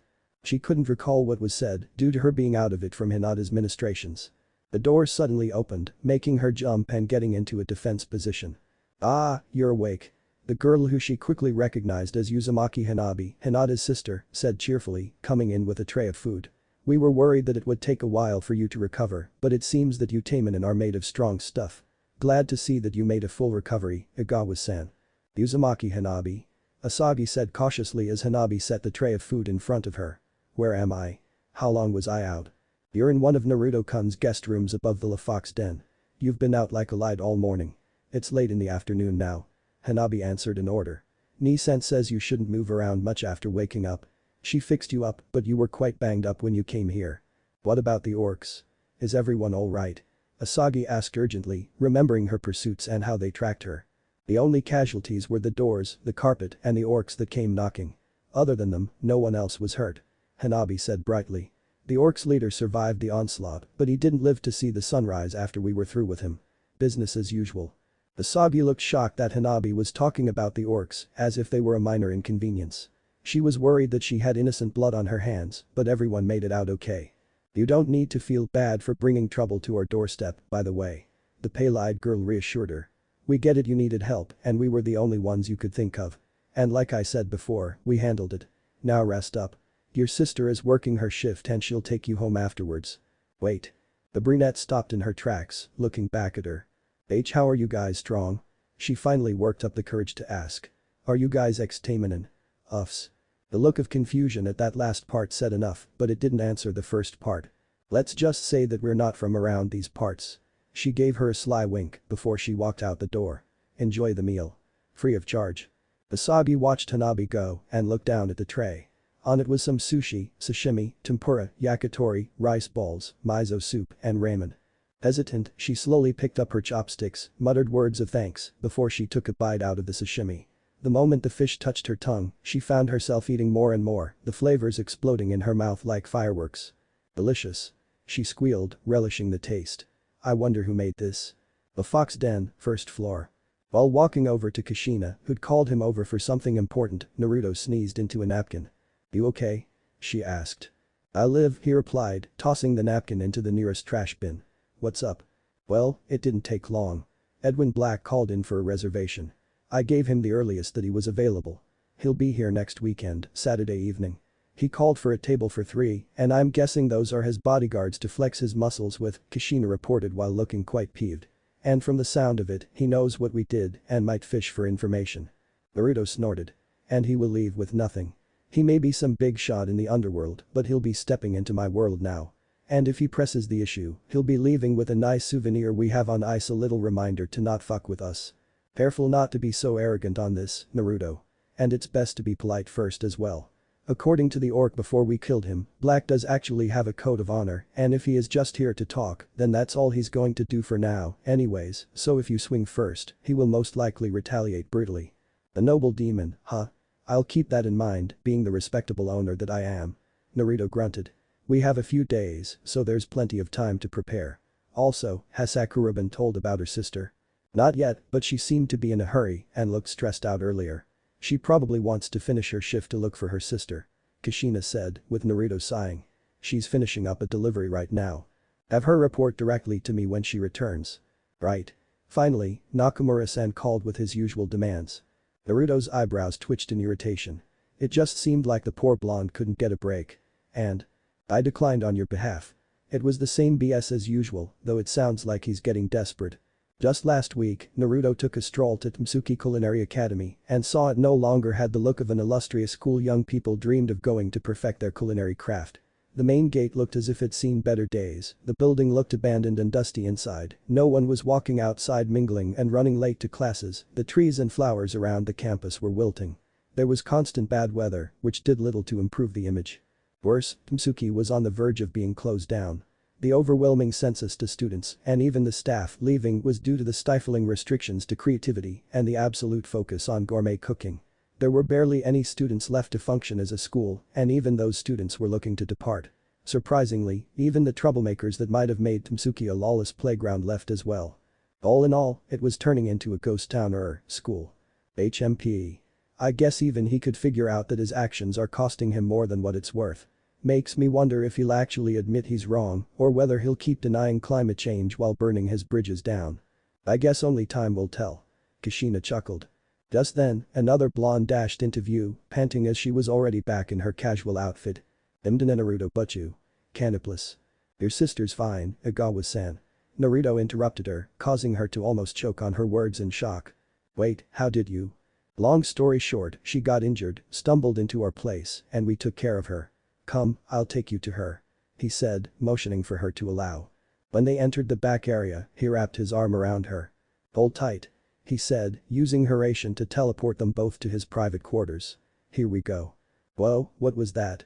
Sakura asked, stepping away from him. How did you do that? Trade secret. And we're above the restaurant. Naruto said as Hinata and Hanabi came up to him. How is she? Awake and responding well. Hinata said and noticed Sakura. Nice to see you again, Sakura-san. Hope the Hiraishin wasn't too rough. Come, Asagi-san is right this way. They led Sakura to the guest room, where Asagi was slowly trying to get out of bed. Oni-san. Sakura cried, rushing over and hugging her. Thank goodness you're alright. Ah, Sakura. Don't worry, I'm fine, she said, returning the hug. What about Oboro? Sakura shook her head. I'm sorry, but she got away. She was leading me away for the orcs to get to you again. They nearly did, until I was rescued by Uzumaki-san. Asagi said with a grateful look at Naruto and Hanabi. I owe you one. It's fine. You came for help and we delivered. Naruto said with a nod. I'm sure you're looking to get back home now, but I suggest getting one last checkup from Hinata-chan before departing. And don't worry, your secret is safe with us. He added with a thumbs up. Wait. Asagi called out to him as he turned to leave. If you're not an ex-Taimanin or part of the UFs, then who are you? Naruto smirked. Just a humble restaurant owner looking to make good food and bring smiles to the many people of the world. The Fox Den rooftop, a while later. I'm curious, Sachi, are you going to tell them about Black? Kushina was standing near Naruto, watching the Agawa sisters leave for home. After figuring out that they weren't going to get the answers they wanted, they promptly left, although not before giving them their thanks once again. No, I'm sure that we can handle ourselves. Besides, I'm sure that they got enough on their plates already. Naruto muttered, watching their car fade into the distance, with Samui following him. You really are too nice for your own good, Naruto. Yeah, I know. He stared at Tokyo City skyline before his eyes traveled to the artificial island, which was filled with all sorts of depravity. Tokyo Kingdom suddenly looked a lot closer than it had before. Are you nervous? Naruto shook his head. Not at all. Just worried and shamefully excited about what's going to happen now. All I can do is protect my family, my restaurant, and my patrons from the shitstorm that's about to unfold. In a way, that makes you a cage, Naruto. Kushina said teasingly. I guess. But for right now, I'm going to focus on what I have going. Naruto said and stood out stretching. Oh yeah, we should also look into the UFs as well. Naruto, you might want to get in here. We have a visitor looking for you on behalf of Nakamura-san, Gamsei's voice said over the comms. Lovely. Naruto groaned as he and Kushina teleported to his office. The Fox Den, first floor. Naruto exited the office with Kushina and went downstairs to see an annoyed Gamsei waiting for him. Next to him was a person he didn't know, who was a handsome young man with messy dark hair, gray eyes, pale skin, and a fairly laid-back demeanor. May I help you, sir? Naruto asked. Ah, you must be the great Uzumaki Naruto. My dad's told me all about you. The man said before putting out his hand. The name's Saiba Asahi. Pleased to meet you. Naruto smiled as he shook his hand. Pleasure's all mine, Saiba-san. I heard a lot about you, from being a master of the crossed knives, being Yukihira Mitchum's disciple, to being the illegitimate son of Nakamura Azami, who helped the latter with taking over Totsuki. Ah, I see you've learned quite a bit about me. Asashi said with a laugh. My staff told me all about you and the way you handed their asses on a silver platter to help your dad win. You must be quite skilled in order to have crushed the competition like that. Sure you're not a shinobi or something? Naruto said with an impressed look. I get that a lot, considering my skill set. Asahi said. But enough with me. I'm sure you know why I'm here, Uzumaki-san. Enlighten me. I challenge you to a shokugeki. Figures. I win, you follow my father's doctrine. I lose, we leave you alone. Simple. And it will always be no. It will either be your father and I doing battle or no shokugeki at all. Naruto said with stained politeness. I refuse to go through anyone, including the sun, to get to him. And no, it's not due to cowardice or whatever you guys keep telling yourselves. He threw the glove, he gets in the ring. No more proxy fights. No more Cold War. Just one leader against the other. And that's final. Asahi shook his head. Well, that's a shame. I wonder how the culinary world will react to you declining my challenge. I mean, I do have connections separate from my father and… Oh, do save your breath. Naruto cut him off, narrowing his eyes. Whatever power you had behind your bark and your bite was gone the minute you began starving yourselves. With every person that leaves Tsuki, that's one less card you have left in your hands and up your sleeves. I, on the other hand, play the game right and thus, I have all the cards in my hands and up my sleeves. And remember, you guys pretty much gave me your best cards. Whine all you want, lay on your backs and beg for my help, it doesn't matter, because I'm not going to save a sinking, rotting ship when all I have to do is open my doors to those that want to leave yours, so quit trying to hold me hostage when I know that your gun doesn't even have blanks anymore. It was funny at first, but now it's just annoying and I still have customers to feed and paychecks to write. That's unfortunate. Still, my father won't budge on this. You know what, I've had enough of this fucking crap. My boss won't fight you for good reason, but I'm open for business, you posh prick. Gamsei declared, stepping up and glared at Asahi. Word on the street is that fighting you is like going up against multiple chefs at once with that crossed knives of yours. And I have to say, it intrigues me a lot. My name is Warden Gamsei, student of Gordon Ramsay and sous chef here, and I challenge you to a Shakugeki Saiba Asahi. No teams, just you and me, one-on-one. Do you accept like a man or yield like a bitch? Well, this is new. Normally people would be nervous of challenging me when they know what I can do. But what the hell? Just another knife to add to my collection, especially when it's the legacy of the legendary Gordon Ramsay. Fine, I accept. Asahi shrugged with a sly smile. When do we do this? Gamsei looked over at Naruto, who leaned in and whispered something in his ear. Gamsei smirked at that and nodded. This weekend, Saturday night. Here, in the restaurant. He said. Fine by me. You chose the theme. Gamsei put on a thinking face and snapped his fingers. A high-class take on Southern American barbecue cuisine. Asahi frowned at that. That's the best you could come up with. Aw, what's wrong? I thought you should like a challenge. Or did you never learn how to cook a simple barbecue? Gamsei laughed. Fine. We'll see where the knife falls this weekend. Asahi turned and left the restaurant.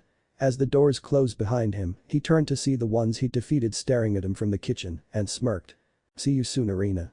He whispered before he walked off. Oh, we're about to see an instant classic. Nakiri Alice squealed. Can it be done? I mean, we all worked together and he still beat us. Tadakura Megumi whined. Yeah, so did Gamsei-san when we took him on in groups of 3. Hayama Akira pointed out. And he still beat all of us and he was bored at the time. If anyone has a chance, it's him. I still want that rematch. Kurikibarim growled as he furiously chopped up some fish for an order. Charming boy. Kushina scoffed as the door closed a bit more than his father, I suppose. I can only hope that this will force Nakamura into the spotlight once he realizes he has nothing or no one to hide behind anymore. And I'm counting on you, Gamsei. Naruto said, fist-bumping his head chef. Got an idea on how to handle the Uchiha Wannabe? Of course, boss. Gamsei replied regally. I shall show exactly what an underground chap like him lacks and what I have in spades, the essence of a true chef. The Gawa residence, the next day. Hey. So did you find anything about them? Sakura asked as she got ready to go to work. Asagi shook her head. Gasha has nothing on them. It's like they came out of nowhere. I did send something when I first went there with Kimsuke. I thought I imagined it, but now I can't find it. If they're not ex-Taimanin, then where did they come from? Maybe that hidden country beyond the mist in the Pacific? Sakura wondered. Where is it said they have techniques that shake the heavens? Maybe, maybe not. I'm sure they're not as hostile as the Usf and the demons. But it's best to keep an eye on them. That's easy enough since I have a job with them. There is something else. The Academy intercepted a message from Tokyo Kingdom. Turns out that Edwin Black made a reservation with La Fox Den for this Saturday. It can't be a coincidence that this happened a day after the orcs were defeated by Naruto-san and his group. I'm worried. It must be a meeting between the two. If it's all hands on deck for the night, I can work as a server and get eyes and ears on them. Sakura offered, but Asagi shook her head. Too risky. If he sees us, he could assume that we're attempting an ambush, and while he's not the type to jump to conclusions, knowing how dangerous he is, we absolutely cannot afford to piss him off and get Naruto-san in trouble. But wouldn't he detect us anyways even if we chose the sneakier route? Maybe, Asagi admitted, fiddling with her katana nervously. But then again, somehow he always knows when we're around him. Worse, he reserved himself and 2 others, so that chances of getting recognized are high. Even if I got caught, I'm sure the boss would protect me from Black. He treats the staff like family. When one of the lower-tier Yakuza tried to drag his ex-girlfriend away, Naruto personally kicked his ass and threw him out. He returned with his goons, and they were sent to the hospital, and Sakura trailed off. What is it? Remember the intelligence report on all the Yakuza bases being attacked? They said that it was the boss. Somehow, he hit all of their hideouts and beat everyone within an inch of their lives. No member was spared. Afterwards, the Yakuza designated La Fox Den as a place to be respectful, and any of their members causing trouble there would be severely punished. Oh yeah, that's right. Since he had a solid alibi, we just thought that it was either a rumor or maybe a doppelganger used his face or something. Either way, we watched his place for a while before we gave up since he did the police a favor by knocking them down a peg anyways. Asagi recalled. Look, let me work my night shift and you guys can back me up if things go really south. I'll even have a microphone so you all can listen in. Sakura suggested. Don't worry, I'll be fine, especially since the boss and his wives are total badasses. Asagi nodded. Let me run it by the academy, okay? Awesome. Gotta go. Don't want to be late for work. See you tonight. Sakura said before leaving on her bike. Be safe. Asagi called after her. She then went upstairs to her room and retreated to her thoughts. Just what kind of man is he? She began to wonder, her hand unconsciously rubbing her side. He's strong enough to cripple the Yakuza and take on a group of orcs, and yet, he chooses to run a restaurant. Is that just a front or is that all there is to him? The more she began to think about the blonde, the more questions she began to have about him. He is a worthy mate, Asagi. Eh? Asagi yelped, looking around for the sudden mysterious voice, which sounded feminine in nature. She didn't find anyone, which put her on edge. Who's there? Ah, not yet my queen. Only when you've proven yourself to be a competent Taimanin instead of a worthless cumdumpster will I show myself to you again. Until then, why don't you chase that hunk of a chef to fill that hole in your heart? The voice faded away, leaving Asagi still on high alert. The voice sounded familiar to her, within the haze of memories from her time in Black's Chaos Arena, both where she was physically and mentally tortured and humiliated and lost her love Kim-suk. Damn it, must be the after effects of that poison or those damn modifications. She guessed, shivering at the nightmarish memories and clamped down on the forbidden sensations threatening to rise up. After slipping into her ninja attire, her cell rang with details of various monster sightings. She smirked at it under her mask and disappeared through the window. She needed to blow off some steam. End of chapter 03. What if Naruto owns a restaurant? Taimanin Asagi end here and thanks for watching my video till the end.